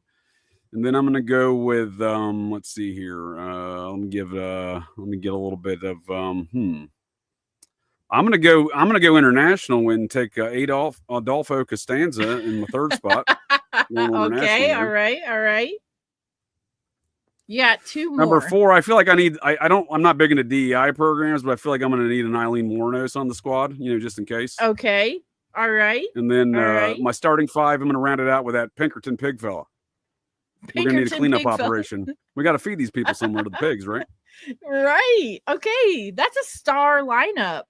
Yeah, that's the all-star team. I like to see what you got, ma'am. See if you think can compete with my lineup. My top 5 for my draft pick. If we're going body count alone, I'm going Bell Beefer, Government Cheese, Ted Beehole, Jeffrey Dahmer, and for rounding out the 5th one, I want to throw a wild card in there and say, let's go Kissinger or Fauci. Maybe Fauci. Yeah, number 5 is going to be Fauci for me. Oh, shit. I think I lost you. Are you back? Am I back? Yeah. Where was I at on the countdown? The wild I card? think you need the final. You need the wild card. Yeah. Anthony Fauci. Oh, well played. Yeah. So that's going to be my all-star lineup. Just, I like it. That's a good competition. Originality. That's a good competition. Yeah, because biowarfare is one of the most smoothest ways to get your body count up into like hundreds of thousands of people. Fauci and we see how proved that diabolical in a year. And we see how diabolical old Tony Fauci is with them dog experiments. And he hired none other than a fellow from the Son of Sam cult of Yonkers there, according to the Ultimate Evil, a fellow by the name, an ardent pedophile, by the name of I done forgot his name as I'm just trying to describe him. What's his name? Oh, Lord of mercy. Carlton Gadjacek. Oh. While employed for Tony Fauci, Carlton Gadjacek brought about 50 young boys back from Micronesia undocumented, and no one gave a shit. I mean, they eventually gave a shit, but then they only gave they just made it look good, right? They didn't really give a shit. I think the people in the comments are playing the game too. Somebody said the Green River dude was terrible. Also programmed to kill. Green River, also a Hillside team. Stranglers. Also a team. A team. Also a for team. Sure. Yeah, also a team. No, I've looked into that a lot. In fact, in the 1998 American Psychological Association National Conference, there's a psychologist or psychiatrist. I don't remember now. One of those things. One of those kooks. He wrote he did his national conference. This was one of the lead performances or presentations of the national conference in Boston that year for the APA, and he did it. The Green River Killer, the occult murders of the Green River Killer. Yep. They always get these names right. That's what kills me. That's why I rename them. It's just not fair that they go down with these bitchin' monikers. I hate that.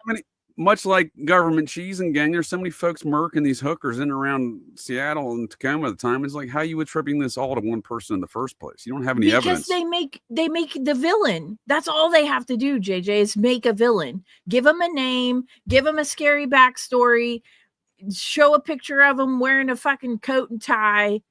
Well, that's part of the magic show, right? You got to make it fantastical, right? You got to make it Yes. unbelievable that this one guy did all of these things.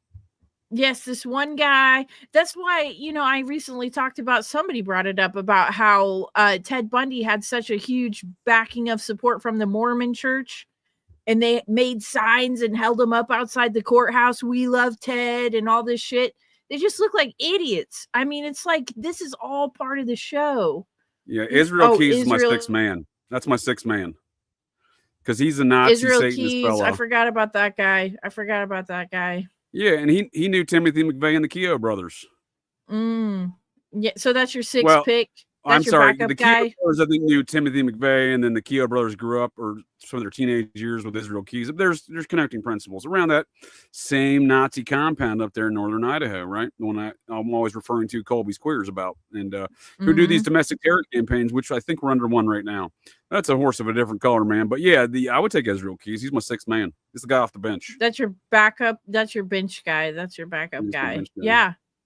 I mean, that's why these guys are so sensationalized, though, right? It's like you give them a name and you give them a HBO documentary or a Netflix documentary, and you've created. But at the same time, you mean like Stranger Things? Do you mean like Stranger Things?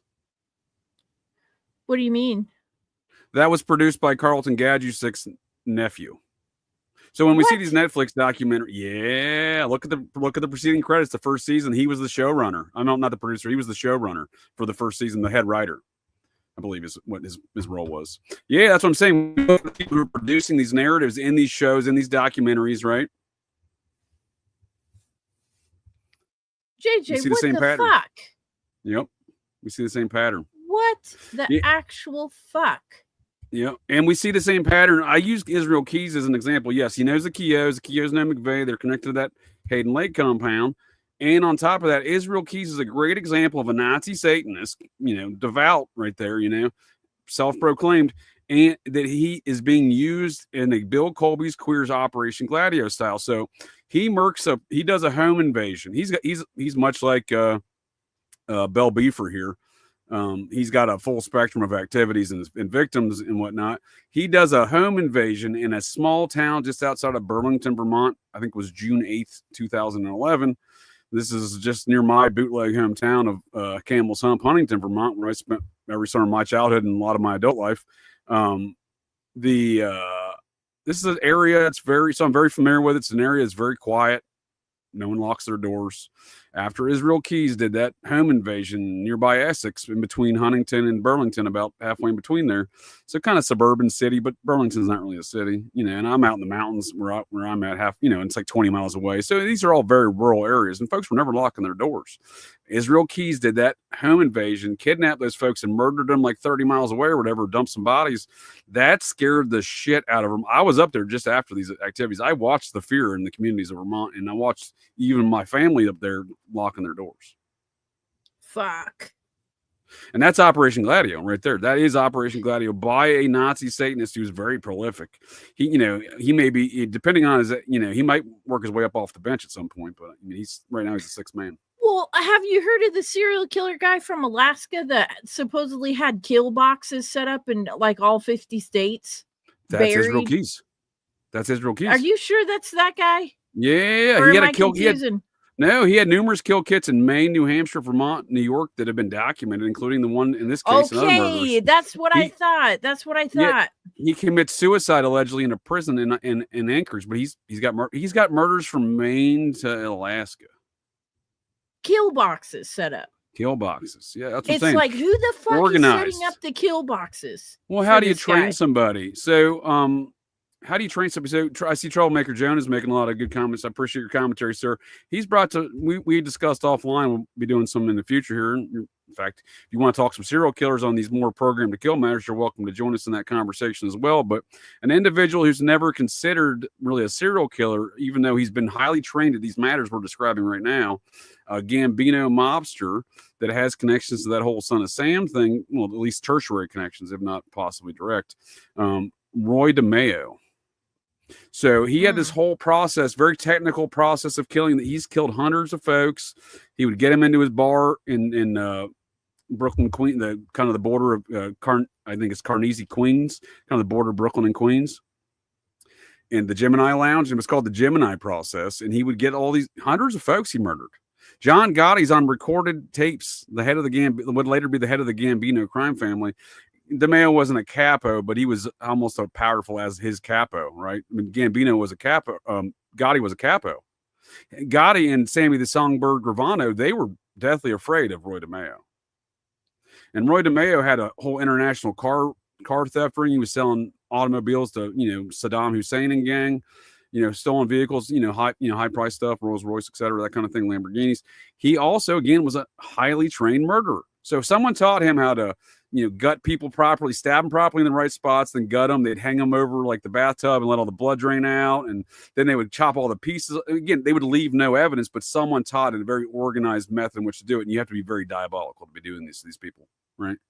So he's another. I might have to do a substitution. I might have to throw Eileen Warnos off the team and get some more. You might throw her off. First, I want to say, Jim Bobby in the comments section, thank you. I see your comment.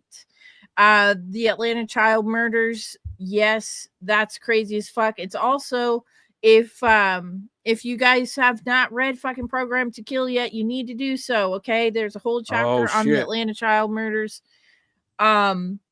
Keys was arrested in Texas and stopped in OKC on the way to Arkansas. Good point. And I was gonna say, I saw that. Yeah, they overturned that conviction, right? That's good stuff. I like that. That's good stuff. Yeah, Gadget's named in that. The man Eton Pats. Eton Pats. Yeah, they convicted a mentally handicapped fellow for kidnapping and murdering Eton Pats, despite outlaw biker 1%er Tiny Lentini was recorded on saying that he saw folks like Gadget and these doctors in Yonkers that were associated with the process, right? Those Tiny Lentini tapes have been stolen from the Ed Sanders archive at Princeton. So do with that what you will. So I think there's a lot more to that. I remember what I was going to say. Part of the CIA training, when let's just say this is a serial killer training program, is weapons of opportunity. Okay? Weapons of opportunity. Look at all the greats. You can almost see which ones are and which ones aren't part of this training based on how they murder their victims. Bell Beefer, Government Cheese, Ted Beehole, all of the best. And oftentimes, with weapons of opportunity. Yes, ma'am. And oftentimes it's misdescribed that they're sloppy by laying their victims out for display, but that's part of the Operation Gladio Phoenix program, weaponized folklore and religions that Michael Aquino, Muppet Mikey, he even claimed that's precisely what he did in the Phoenix program for Colby. I assert if you apply those same statements and tactics that he describes, that's clearly what he's doing here in America with all this Satanic Murder Inc. stuff that he sets up, right? And the satanic ritual abuse that goes along with that. And again, part of the Gladio network. So they're leaving these bodies out. I mean, DeMeo he left no evidence, right? But folks like Ed, he was putting folks on display. Yeah, a lot of them put their victims on display. And that's part of the scare tactics. Like you said, that's part of it. Yeah, because like Michael Aquino, for example, he learned from Edward Lansdale. Edward Lansdale developed a tactic that Aquino employed throughout Southeast Asia. And that is in the Philippines in the 1950s. Ed Lansdale, Mr. CIA, he was the predecessor. Him and Lansdale and Colby are in Saigon running all these Phoenix program ops in the 60s when Aquino goes over there. So Lansdale just leaves, and he's the psychological warfare kind of guy that Aquino picked up the torch from. And then Aquino kind of replaces him for Colby over there in Saigon at the U.S. State Department, operating from the, at the embassy, right? Under all auspices of not doing weird, creepy shit when they're doing super weird, creepy shit. So what he's saying is he's weaponizing the folklore against the local population. We see that with the Satanic Murder Inc. How else can you scare a nation full of Christians by displaying satanic ritual homicides in full display? That is Operation Gladio. That is the chaos and scare tactics of these matters of Satanic Murder Inc. of the Colby's Queers Phoenix program. And that is why they display these things. Now, why Roy DeMeo makes no evidence of his things, again, these are not all the same program. They have different purposes, I believe, and different motivations in different phases of these programs. Like I said, you see Edward Wayne Edwards kind of as one phase, and then that Thomas Eugene Creech doing all the same shit, coming from all the same places as Ed 10 years later. So again, I see these as phases, and in later phases, I think we see other elements being employed. And when it comes to Roy DeMeo, he's just like, oh, this dude's aggressively neat. I mean, Ed was Ed Edwards there. He was very, when he wanted to be meticulous, he obviously could, except for that whole semen thing on them jeans, I think, because he's never come up in any other cold cases allegedly, which I question, but that is the narrative. But Roy DeMeo, I mean, this dude just, he's just murking folks like crazy. Again, he enjoyed it, right? Someone trained him to do this, and he enjoyed it. Well, so, I was going to ask you what you think the deal is, right? They have to find people who like to mix business with pleasure. That's it. And that's why we see Ed doing the Lover's Lane in November of 1960 in Portland, Oregon, under the name James Garfield Langley, returning to the scene with a bullet hole in his arm. And there's a bullet hole there's a bullet in his arm bleeding, and there's a bullet hole in the windshield. But we see him escape the Portland jail that night because he's got to go do that hit on that naval officer, that O&I officer in Astoria, Oregon. Somebody asked, we see the business and pleasure. A kill box? It's a stash kit of ropes and shovels and lime. That's what Israel Keys had, right? And then there's another fellow that was murking hookers in Chillicothe, Ohio, to West Virginia, and he got murdered by one of them hookers in West Virginia. She pulled a gun on him when he tried to kill her, but he had like a kill kit with him, is the same nature: shovels, ropes, lime. Something to bury the body and then put the lime on top to make it disappear fast, right? But Roy DeMeo, he had a different program. He would, again, they knew how to stab folks in the right spot, hit the right organs, and then they would bleed out, but they wouldn't bleed out too much. They hit them in the right spots. So they're mainly bleeding internally. Then they would get them into the bathroom at the Gemini Lounge bar, which is, as Jonah pointed out, is now a church. And then they would gut them and then bleed them out over the tub, and then they would chop up all the pieces. So there literally was no. I mean, this was a whole this is a butcher shop. Folks walked into the Gemini Lounge in a butcher shop, and you see they say over 200. I mean, that's probably a conservative estimate. This guy graduated high school with Bernie Sanders. Oh, for God's sake! Yeah. Oh, for God's sake! And Bernie, same class. I think it was 1958, maybe something like that. JJ, what the Brooklyn, fuck? New York. This is why I think you would enjoy Dexter, because I'll check it out. They got in this new season, they even talking about the kill boxes and the kill kits and shit. And it's the serial killer meetup, and they're like, this is my kill box. Look, I'm an anesthesiologist by day and a murderer by night. And he carries around like this little anesthesiologist mask, and he has a satchel, and he just turns the gas up and he gasses his victims. And, Dexter obviously has his accoutrement. But I mean, this whole thing about the kill boxes and the kill kits, the serial killer meetups, it's starting to become a reality. Like the show is protocol. Right. It's protocol. So if you're saying there's serial killer meetups, I'm definitely checking this out, ma'am. So Ed Edwards, Henry or Otis Toole, who's attributed with the murder of Adam Walsh, and Jeffrey Dahmer are all in Hollywood, Florida at the time Adam Walsh is disappeared, murdered, and his head's later delivered on August 10th. 1980. August 10th is Robert Grims's birthday.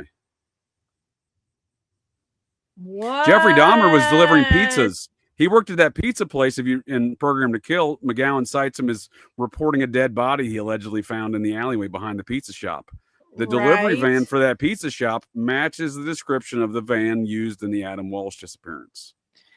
So we're talking about serial killers in a conference, and I think Ed's the leader. So there is a significant statistical decrease in homicides in America during the 13 years, not all at once, during the three stretches, the cumulative or 13 years that Ed Edwards spends in prison. You're burning my barn. You are burning ma'am. So when we're talking in a corporate program or protocols and trainings, right? I think and we're talking about the hand of death cult, right? And that kind of using that kind of reference, right, in this network. Yeah. Ed would be the general. Ed would be the general of that cult. You. Are you serious? I had never heard that in my life. No one has. No one's had her. That's what I'm saying. John Cameron's done the seminal study on it. No one wants to touch it because there's so much liability, right? Ed infiltrated. What's the book you read? I'll put it up here. It's called "It's Me, Ed Edward," or "It's Me." I'll bring it up. It's John Cameron. It's coldcasecameron.com. And he talks about this situation with the kid getting his head. He's got proof of everything. He makes a lot of wild claims, but I'm saying if you look at Ed and this hand of death cult, his claims make a lot of sense. Ed may not be the sole responsible party for all these things, but he's associated with them because there are protocols within a network that he's the leader of. So Ed gets arrested. Ed gets arrested in April of 1983 in Atlanta, Georgia. Technically Marietta, the suburb, but he's arrested for burning his house down in Pennsylvania. Right? In that arson in Pennsylvania, the feds arrest him, and they cite in their report that they found in his closet a Marietta Police Department sergeant's uniform.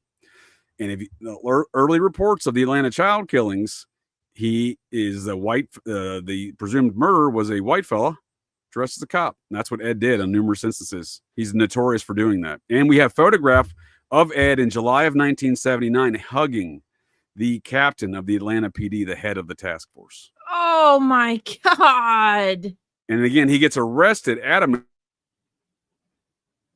in April of 1983. He spends 3 years in prison. During those 3 years is when Henry Lee Lucas goes on his national tour, I think, to shitcode all of what Ed's doing. Oh my God. So we have a name and a face now for one of the assailants working with, in the hand of death cult, Henry Lee Lucas. And again, John Cameron documents Ed being down in Miami, Hollywood, Florida there at the same time. We know Dahmer's there. We know Toole's there, and Toole's credited with that murder. Again, Henry Lucas's buddy, right? So this is Cold Case Cameron. Again, he makes a lot of wild. Again, I'm not saying I subscribe to all the claims that he says Ed did, because I think Ed's the general in this kind of assassin team, right? These satanic occult assassin fellas. And, the hand of death style, right? I think I don't think Henry Lee Lucas was the hand of death guy. I think he's telling a true story, but he's doing the false narrative on it, shit code it, right? So everyone looks at Henry Lee Lucas is like, this guy didn't do that. You know what I mean? So we see Ed. His website here. Yeah, and he's done a whole chronology. He's got all the documents, NCIC report, birth certificates, these kind of things. He documents a lot of things here, putting Ed in a lot of places that would tend to imply that he is part of these very high-profile murders, but they are high-profile murders because this is Operation Gladio, Satanic Murder Inc., Colby's Queers. Yeah. That's why they're high-profile. They're intentionally high-profile. Right? This is absolutely mind-boggling. Just so you know, I'm not making up tales, man. Again, this dude's taking a lot of heat, and I got a lot of respect for John Cameron, not the least of which is he brought that kid diddling, homicidal, cannibalistic, psychopathic serial killer that I came face to face with in 2001, and may or may not have served me human meat burger at the local Hardee's in 2000. Nathaniel Barjona, he brought him to justice, and that's what I'm saying. This dude's a legit detective. He's got a good legitimate history. He's not, while his claims do seem kind of wild, and I think he doesn't quite, maybe not understand the occult in this network we're trying to describe. I don't think he quite has the experience or knowledge of that necessarily to for the proper context. I'm not saying he's wrong or I'm better. I'm just saying, like, I just want to provide that context, and his claims make a lot more sense. Yeah, sure they do. This is July of 1979. That's the captain of Atlanta PD, right? And they're all, almost, they're not hugging, but they're right next to each other. This is the guy that arrested Ed in Atlanta in January of '62 when he was the #1 most wanted man in America. The caption says that Bradley and Ed are the best of friends. Yep. They used to write each other. Oh my God. This is when we know he's in Atlanta when the murders start. 3 years later, we know he had a Marietta police sergeant's uniform. Cesspool. This is a cesspool. JJ, we're living in a cesspool. Yeah, that's why I like to call it a horror sideshow of circus kind of sideshow of smoke and mirrors, right? Because while he's the most wanted man in America, it seems he was an operative of the CIA operating under the psychiatrist named Dr. James Garfield Langley, an identity he used to infiltrate many people's lives and commit a lot of murders. What the fuck? Yep. I'm telling you, I know we've gone pretty long here and we didn't really get into Ed, but if I may introduce you to Ed Edwards, ma'am, and we'll see in this clip how diabolical this man may be. In this show, To Tell the Truth, he convinces half the all-star actor panel here, right? This is 1972, that he is a metamorphosized criminal because he just wrote a book called Metamorphosis of a Criminal. Started his own fake publishing company, printed the book, toured America, 1,000+ media appearances, radio and TV stations with that book, and apparently murking folks the entire time.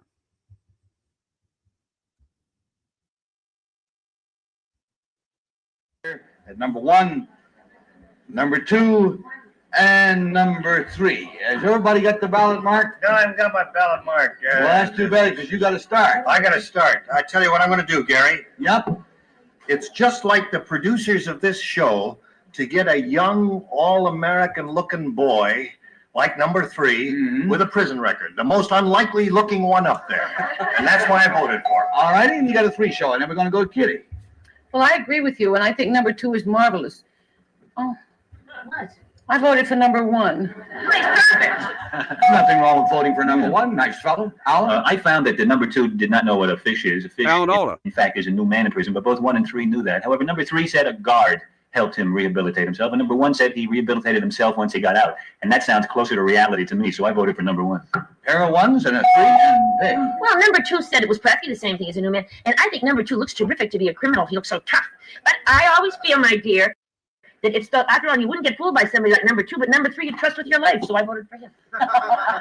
By a variety of logics, we have arrived at the following conclusion. A pair of 2s on each end, the votes are all in. Will the real Ed Edwards please stand up?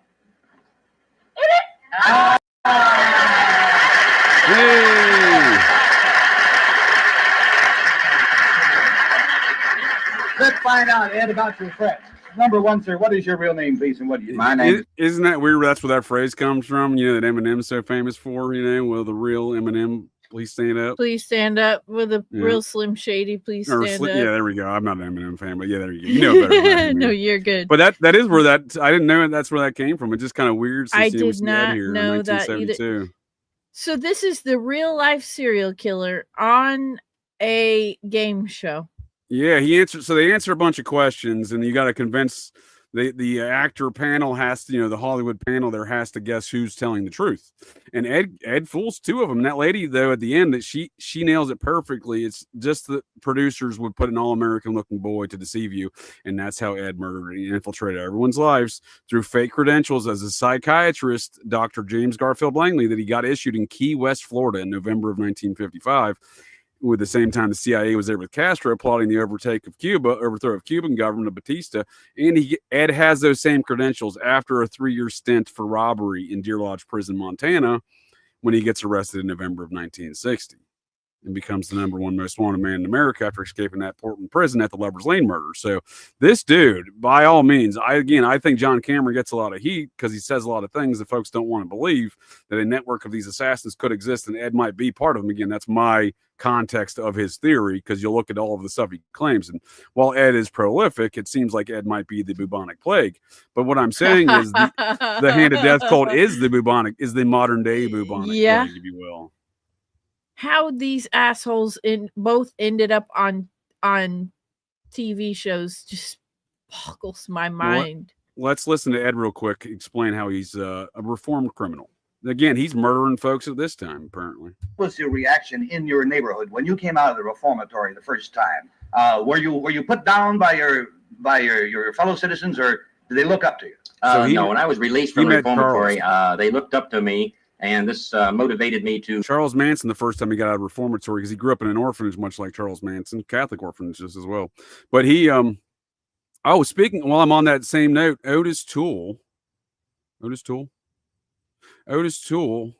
follows Charles Manson from a Virginia prison to that same Chillicothe reformatory. So him and Charles are there in 52 and 53, old Chucky boy there.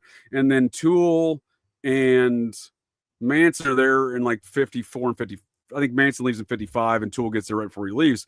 But Toole was at that Virginia prison of a reformatory for young boys that Manson came to. Manson aged out and they shipped him to the federal pen at reformatory in Chillicothe. But Toole follows that same pathway now that we're thinking about it. But when he talks about the first time he got out of prison, he mixes them together. He shitcoats a lot of things here, but he's describing how he got out of Leavenworth, and he served in Leavenworth with Jimmy Hoffa, with Whitey Bulger. You know, this dude was connected. Go on to bigger things, because this is why I was out there committing the crime, was for the recognition. Mm-hmm. And this happens because a lot of people think it's a big shot thing to do, huh? Yes, this is the more trouble you get into, the bigger you are in their eyes. Well, I want to tell you, you look like a pretty big man from over here. That's the most important takeaway right there. And I'll put the link for all that in the show notes. You can check it out. And we love to have you back on Operation GCD, ma'am, to discuss some more of these things. But I figure we bring it in for a close here this evening. But you know, Ed's that could take a while. So I don't want to open up the Ed can of worms at this point in time. But we can. I would certainly appreciate you coming back in the future. Yeah, no, and what I've learned about him already, I can't wait to tell my husband some of the stuff that we talked about tonight. I mean, it's just go cruise around that cold case Cameron site for a bit. Just get familiarized with some of Ed's activities and what he's done. That psychiatrist report from that Palmerdale orphanage when he was almost 13, calling him a psychopath and sadomasochistic and 130 IQ. Well, that's on that website. Again, Cameron, he does a lot of claims, but he's got a lot of evidence too. And he puts Ed in a lot of these places and the proximity of these events. You just have to say, like, well, there's something else going on here. Yeah, I mean, I think people get mad when you speculate about things, but the problem is if you have evidence, the speculations aren't too far off.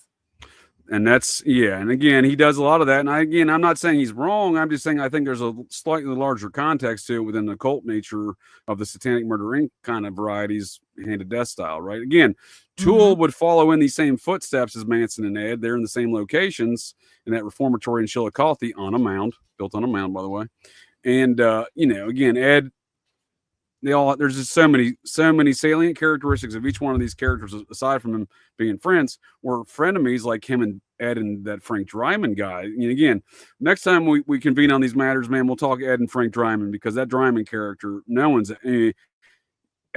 John Cameron's book says it's the serial killer you never heard of in regards to Ed Edwards. Ain't no one heard of Frank Dryman. I didn't hear Frank Dryman until I read the book about Ed Edwards. Never heard of that asshole ever. Right. So we got two. Yeah. So these are the matters that we I mean, are there more diabolical, psychopathic, satanic, serial killers that we don't know about besides Frank Dryman? 100. Definitely. You know what I mean? Absolutely. Somebody said Richard Ramirez was on the Maury show. I'm hoping that's a joke. Well, they show him on. I don't know. I know he does an appearance on the Geraldo interview, I think, at one point in time. Richard Ramirez? Well, they show him in that satanic Geraldo primetime special that was used to kind of deter everybody to help aid in the panic. But even though they show actual evidence of satanic murder, satanic ritual abuse, the detectives, the reports, the killers, etc. But there's no evidence. That's what Michael Aquino says. These aren't the Satanists you're looking for. So this is the book. This is his first book. It's me, Edward Wayne Edwards, the serial killer you never heard of. And I call my case study Edward Wayne Edwards, the serial killer you probably never heard of. And in the case study of Ed Edwards. Now, he did a follow-up book. I'm just now starting to read this one. John Cameron did. This came out in 2018. I didn't read this one yet, but I just cracked that one open. Now, Ed's daughter, the one that turned him in through that television program she watched, she just published a book in March. I haven't yet to read that one, but that's on my list. Interesting character, this Ed Edwards. She published a book as well? Yeah. I haven't read it yet, but she hates John Cameron, so that's interesting, because I knew about the book before it was released, because when I started communicating with Cameron, he's like, oh, well, it's about time. I probably should do some interviews. Plus, Ed's daughter is about to publish a book. I was like, oh, shit. And like 2 months later, it came out, and she's been doing a bunch of interviews, and he's, I'm not talking shit against the guy. Again, I got a lot of respect for his work, not only with Nathaniel Barjona, the guy that served me human meat burger probably at the Hardee's in Great Falls, but also because that kid's, again, they unleashed Nathaniel Barjona on a small town in Great Falls, and he did not just murder that 10-year-old boy. John Cameron, they had other people. Again, there's a lot of tomfoolery around that whole case, but nonetheless, he's done a good study on Edward Wayne Edwards, right? And again, I'm not subscribing to all of his theories and stuff. I'm just saying in the proper context, if you understand Ed's in the cult hand of death style kind of general dude, it makes a lot more sense. right? His associations. God damn interesting. Fuck. The connections are Yeah. wild. If you can get Yeah. get him on for an interview, that would be a very worthwhile conversation. I'm working on it. I did have to apologize first because the first home I lived in 99 and 2000 Great Falls, when he was a homicide detective there in the local PD, was a routine patrol stop for the Great Falls Police Department. We used to party pretty wild there, so I'd apologize for that first and foremost. I was like, I do apologize for causing you guys to do a routine stop patrol every night at our house, and he knew exactly what I was talking about, I'm sure, because again, it's a small town and we made a lot of ruckus. But yeah, he seems like a nice guy. He seems deterred from something. I think he's gotten a lot of heat. So again, he got fired from the parole board. So here's a quick rundown of how John Cameron came about with these matters. Like I said, Frank Tryman got dumped on him in that parole in the same prison that Ed and him were in back in the 50s and 60s, late 50s, right? Early 60s. The Deer Lodge prison. That's where John Cameron was working after he retired from Great Falls, right? He was the investigator for the parole board. So if someone's up for parole, he does a background investigation and provides a recommendation to the board. They don't have to follow it, but that is what his job was. He gets a Homeland Security Directive or law enforcement memorandum in April 2010, right? Or I'm sorry, disregard August 2009. August 2009. That's when Ed gets busted first, right? And they say, look, this dude just admitted to all like 5 murders in 1 week. You know what I mean? Because he wanted to get the death penalty. He kept admitting to more murders until he could get the death penalty, right? So it became a whole circus. He tested positive on the DNA from the semen, on the genes from 80. He didn't get the death penalty because there was no death penalty in Wisconsin in 80. So then he admits to a Lover's Lane homicide in Ohio in 1977. Turns out there was no death penalty in 77 in Ohio. So then he admits to a 1996 murder of a man he essentially adopts. He doesn't legally adopt him. He has a 19-year-old man change his name to Danny Boy Edwards, has that man join the Army, has that man go AWOL after boot camp, has that man take out a $250,000 insurance policy. Then he murders the man while he's AWOL and then lets him find his body later, and he collects the insurance policy. So this is very diabolical. The detective in that town is not happy with the FBI because when Edwards moved to that town in 94 and immediately started plotting that man's murder and insurance scam, the FBI told that department, hey, if this guy's got some information for you, he's a good informant, trust him. So Ed did operate under those auspices at times, it seems. But as far as John Cameron goes, when that Homeland Security Director or law enforcement memo came out, they sent out Ed's book. And they said, look, this dude is admitting to all these murders, Lover's Lane specifically, look into those. Use this book, his Metamorphosis of a Criminal from 1972, as a guideline to see where he was, because he writes in that book all of the towns he traveled to, right? He's got stories. It's coded, if you will, right? And on top of that, and again, that was the initial, they told everyone, look, so John Cameron was like, oh shit, I'll look. He was in Great Falls. He robbed a store in Great Falls on January 6th of 1956 or something like that, or 57.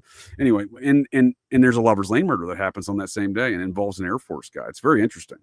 And so that John Cameron says, oh shit. And then he starts going after that, and he pulls that NCIC report, and the FBI calls the Montana Parole Board and says, look, you guys fire this dude or we're charging him for whatever, obstruction or something else like that. So he literally gets fired for following a Homeland Security. So that begs the question, why is Homeland Security sending out a memorandum on Ed Edwards, telling all law enforcement agencies to look in their jurisdictions of these dates that he was there in Lover's Lane murders? And why is the FBI running cover-ups on that?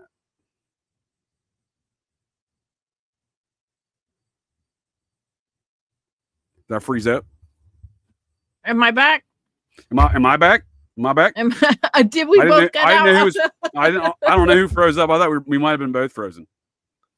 You know what I mean? My little thing started spinning, but that's too much, JJ. And then this Chillicothe Reformatory, I'm working on looking at matters closer, but it seems to be a hotbed of these CIA mind control kind of programs with this chaos stuff. So you got Charles Manson gets there a few months after Ed, and then Otis Toole on the back end, and then 10 years later, we see Thomas Eugene Creech. Before he goes and mimics all the activities that Ed did in Idaho, including marrying a 17-year-old in Idaho Falls, Idaho. But they both did that 10 years apart. But they come from this Chillicothe Reformatory, which is built on a mound, and it's really not far from my trailer. Fuck. Yeah. Live in a van down by the river, ma'am. Down by the river in some mounds and some spooky places, apparently. You know what I mean? Am I back? Are you frozen or am I frozen? Who's frozen? What's frozen? Am I frozen again? I think you were frozen. Yeah, I think you were frozen that time. Sorry. Oh, you're good. I said, what's your zodiac sign? Oh. What I'm is a Cancer. yours? You're a Cancer? I would have pegged you as a more analytical, because the way your brain works, sometimes I feel like I'm not smart enough to keep up with you sometimes. Oh, I would dispute that, ma'am. I've learned a lot just in this conversation, as I do every conversation, and I appreciate you joining me for the conversation and to get a little GCD. I have no fewer than six tabs open from this conversation just tonight. So every time we discuss killers, I learn a lot more, and I appreciate the kind words, man. But I do learn a lot from these conversations as well. Well, I appreciate that because, you know, sometimes I'm like researching stuff and I'm like, JJ probably already knows all this shit. Because once you get on a topic, you can fucking research the dog shit out of it. I love it. No, I appreciate where your mind's as well on these matters. And I think we're coming to some very similar conclusions, drawing a lot of small circles around these things. And on that note, Jonah, I appreciate that, sir. If anyone's familiar with the Hopkinsville Goblin incident, yeah, that was investigated by Sidney Gottlieb in the MK Ultra program. Or did they orchestrate that through some sort of mind control, hypnosis, and psychedelic experience? Jeez. Just saying. These things are not that far apart, these aliens and these Satanist activities and mind control stuff, right? Oh, right. No, definitely. It's all connected. Yes. I appreciate the commentary from the chat, and I appreciate the chat's joining us here tonight as well to get a little GCD. And Julia, ma'am, if you would like to offer some closing statements, we'll bring this thing in for landing. Yeah, I mean, I think I have a lot more to learn about Ed, obviously. Oh, let's do an know. Ed conversation. We'll talk some Ed stuff. We'll talk some Dryman stuff because, again, Cameron documents in his book some of the stuff from that Deer Lodge prison files of how they were feuding Satanists. And he makes a strong argument that Ed's Zodiac activities in The Man in the Hood and Barriessa, what I would argue is a snuff film, ritualistic homicide, and a hit of Brian Hartnell, who was a member of the Society of Cincinnati, a very prominent hereditary member. That's what I'm saying. I feel like I have a lot to still learn about him, but I will say, you know, it fits the narrative, just like with Government Cheese and Bell Beefer and like all these. I'll take a Bell Beefer with some government cheese. I mean, they all fit the program, and you know, it's just like, how do they end up on TV shows? How do they end up murdering Dean Martin's goddaughter? Yeah. How do they end up burying people on the Rockefeller estate? How do they? But you know, I always learn a lot when I come on these shows because I feel like we both have a different energy and we mesh really well. I think the chat was on fire tonight. You know. I'm not gonna lie to you. That twin Rays conversation we did recently with you, myself, you, Colby, and Lola. Lord mercy, Lola. I done forgot her name, and she's the one who brought all that to my attention, and had that conversation. So I do apologize on that one, but yeah, I've been looking. We've been sharing notes. I'm even terrible. I'm horrible at names. There's a lot of Phil and Sues in my life, Julie. I'm not gonna lie to you. So because when I forget someone's name. The males are Phil and the females are Sue, but I didn't want to call her Sue because I knew she wasn't a Phil. But my point being is that there's so much similarities to everything we're talking about in the machinations and orchestrations of events that go around that cult, regardless of that dude's JJ Bryan or not, which he might be. You know, the former process leader and assistant to a national security advisor for multiple presidents, Henry Kissinger's right-hand man, Major Brent Scowcroft. So when we're talking about all these matters, national security, right? We see, you know, all of these things around Cocaine Bob, right? Cocaine Bob and gang. So, and Henry Kissinger and the Rockefellers, because that's who made Kissinger and Brzezinski in this whole national security complex. Because homeboy Nelson was in there from moment one, right? From moment one on these Nazi matters and infiltration. And it is these Nazi matters of infiltration, not just the Nazi Satanists. They come very much later and are part of the same conversation, obviously. But It is these things in the National Security Act of 1947, which eradicated free speech in America. We have no First Amendment. We haven't since July of 47. We can't. When 3 people can stamp things national security and no one else has a fucking clue about it. Fucking A. I mean, that's why when you say, you know, this guy, that Cameron Government guy, cheese? Buffalo beef. no, the guy who wrote the book, what's his name? Oh, John Cameron. John Cameron. John Cameron. You know, you say like he's gotten a lot of heat or he's caught a lot of flack or whatever, but it's like, to be honest with you, we have to put the puzzle pieces together for ourselves. Like, it's not fair to say like, oh, well, this person didn't have 100% of the information correct, so that's what I'm saying. You know, it's like we do the best that we can because a lot of the shit is hidden. You know. No, you're spot on. That's why I always repeat the phrase. You know, I don't throw the baby out with the bathtub. You know what I mean? But when I say that, John Cameron's more right than he is wrong. I can assure you of that. Looking at again, he doesn't do what Ted Gunderson. Have you met Ted Gunderson? He doesn't do what Ted Gunderson does. There's thousands of Americans out there. By the way, I've been shot with a laser beam twice. They got old Ted twice with them lasers. So Ted presents evidence, you know, but John Cameron, he's got NCIC records, photographs, documents, birth certificates, marriage licenses. He doesn't have the marriage license. That's what I say though. It's like, so that's when he wrote that book if I may real quick, ma'am, when he wrote that book in 2014, what we're doing, I think is equally as important is carrying on these things of previous research that these folks have done and building on top of it to find these patterns and understand what's going on here, because sometimes later dates, you got more information available. For example, I've been able to discover that same Idaho Falls 17-year-old that Ed married under 2 different names, one being Dr. James Garfield Langley, and then went on a Bonnie and Clyde style campaign of terror and robbery and murder, just like his Thomas Eugene Creech, the Satanist, would do 10 years later there in the same Idaho Falls town and start the same campaign of terror. Well, these things not only are they obviously, when we see these things like that, when we have that foresight to look back and see these things, that we can see the patterns. But when John Cameron wrote that book, he didn't have access to what is now an Idaho database that exhibits 2 marriage licenses issued on the same day by the same judge and the same stamps and the same people, one under Dr. James Garfield Langley with a different birth date than Edward Wayne Edwards. Ed's got like 4 names. Again, it's on his NCIC report. I highly recommend folks look at Cold Case Cameron with an open mind and start with that NCIC report. Yeah, I mean, we do the best we can with the information that we have. They obscure so much, it's hard to be 100% right all the time. That's why I always say, like, so what? They're not 100% right. Nobody's 100% right. They hide a lot of shit.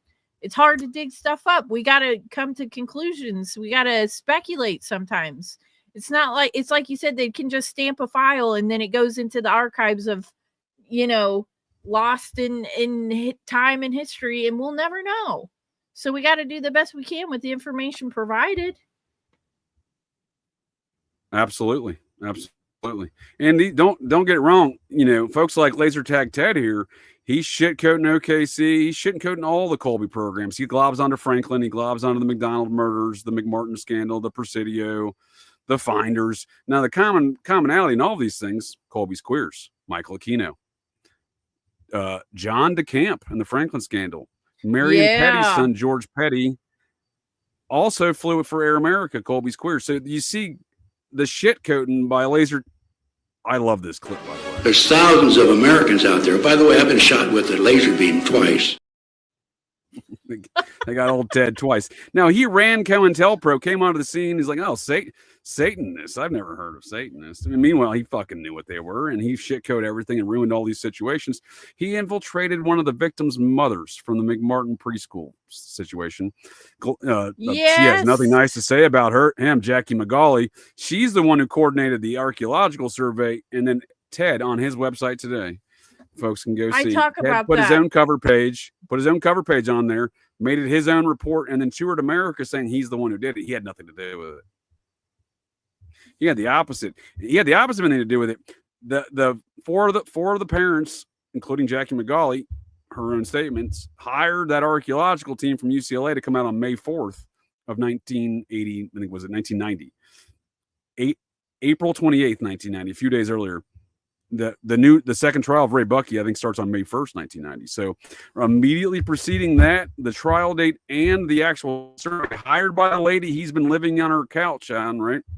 Apparently, globbing off her monetarily wise the way she makes these statements.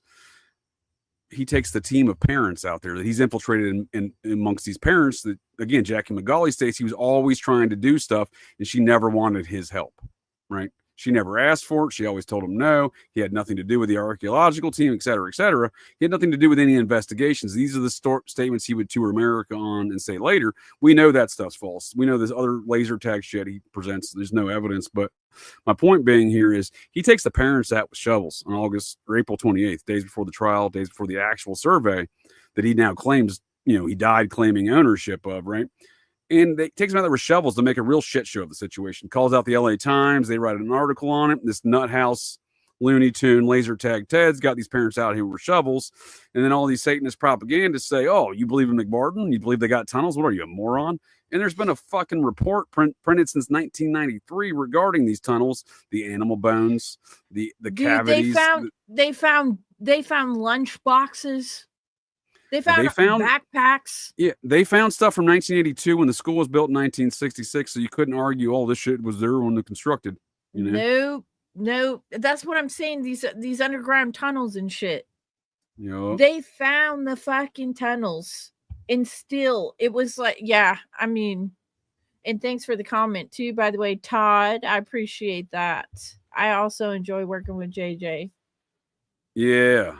Thank you, Todd. Great commentary, sir. Great feedback, chat. Well, let's bring us in. I don't want to keep you any longer here, ma'am. Because we could talk anal digging serial killer, satanic serial killer, Nazi folks for hours. So, government cheese and beeferinos, if you will. Yes, my favorite topic by far. My favorite topic. I will check out. I appreciate the recommendation. I will check out this Dexter business. I am vaguely familiar. I think you'd like it. I don't know why you have. Well, I mean, you got a lot of catching up to do, but I was raised by a woman that didn't graduate high school. However, she was very intelligent. So my grandmother Vance, she helped raise me. She would uneducated woman, cousin of Charles Manson. She's double Maynard. In fact, Charles Manson's a Maynard from Pikeville. This is my kinfolk relations there with old Chuck. He's a Pikeville Maynard. I'm a Pikeville Maynard through my grandmother. So she never graduated high school. She never graduated. She wasn't an educated woman, but she's very intelligent. So I'm watching murders she wrote in Colombo and shit in the 80s. And she's shutting off the TV and saying, this is why people murder other people. And if we look at who produces those, she was serious. She knew what she was talking about. Not only in the replication of those actions, Colombo used to have gay sex with Charles Manson. They used to be butt buddies. God. And clearly Angela Lansbury is a serial killer in that show. She's going to all these towns. Everyone's just showing up murdered. The murder she wrote. And her daughter was a member of the Manson family. She wrote a letter for Manson to be her 15-year-old daughter's guardian. Because the LAPD kept running into Manson. And they're like, why has he got this 15-year-old Lansbury girl with him? And she's got a note. So these are the people perpetrating these ideals in our society. It's literally the same group of folks. TV and reality. And it doesn't take an education to figure these things out. Again, I'm not saying my grandmother was dumb. I'm just saying she wasn't a school-learned woman, She raised a lot of children and knew what she was talking about, but you can just use common sense. What I'm saying is she was very sharp in common sense and street smarts for sure. And you can discern these things. She may not know that Manson and her cousin Chuck there used to bang Colombo, Peter Falk. She probably didn't know that. I'm quite certain of it. But what I'm saying is she knew that was what's causing a lot of these things. And we look to see who's pushing these things, and it's the same Nazi Satanist fuckers. Same fucking ones. Yep. So, well, on that note, I appreciate your time there, ma'am. I look forward to our future discussion on Wednesday with you and Colby joining me here to get a little GCD to doing an occult and esoteric film review of the 1989 cinematic masterpiece, Twins. I can't wait. It's going to be a great one. Let me just pull this up here. I got my Muppet art here somewhere. Shoot, what do I do with my Muppet art? Anyhow, Muppet art aside. Oh, here we go. I was going to say it's a that'll good be one. Wednesday, coming up Wednesday at 9 p.m. Oh, I got to Muppetize it, right? So appreciate your time tonight, ma'am. I look forward to you and Colby joining me here for this one on Wednesday. And did you have any final plugs or closing thoughts you'd like to make? No, I love the show. I've been looking forward to this one. I've learned a lot already. I think we could do a follow-up to this and talk more about Ed. I am looking forward to the twins episode 2, though. Yes, ma'am. All right. Well, thank you folks of the interwebs for joining us here tonight. Thanks for the commentary there in the chat. And Julia, thank you, ma'am, for joining me here. And see you on Wednesday, and we'll convene on more of these anal digging satanic Nazi serial killers, Ed Edwards and Frank Dryman and such in the future. Thanks for having me. Well, that's it. That's the show here, folks. So the next time you're out on the town, visiting your local watering holes, or perhaps just meandering around, and you hear the unmistakable sounds of metal clanking, and you spot signs of a disturbance, but check your six. Look in that garbage can, 'cause you never can tell. The GCDs may be loose in your town.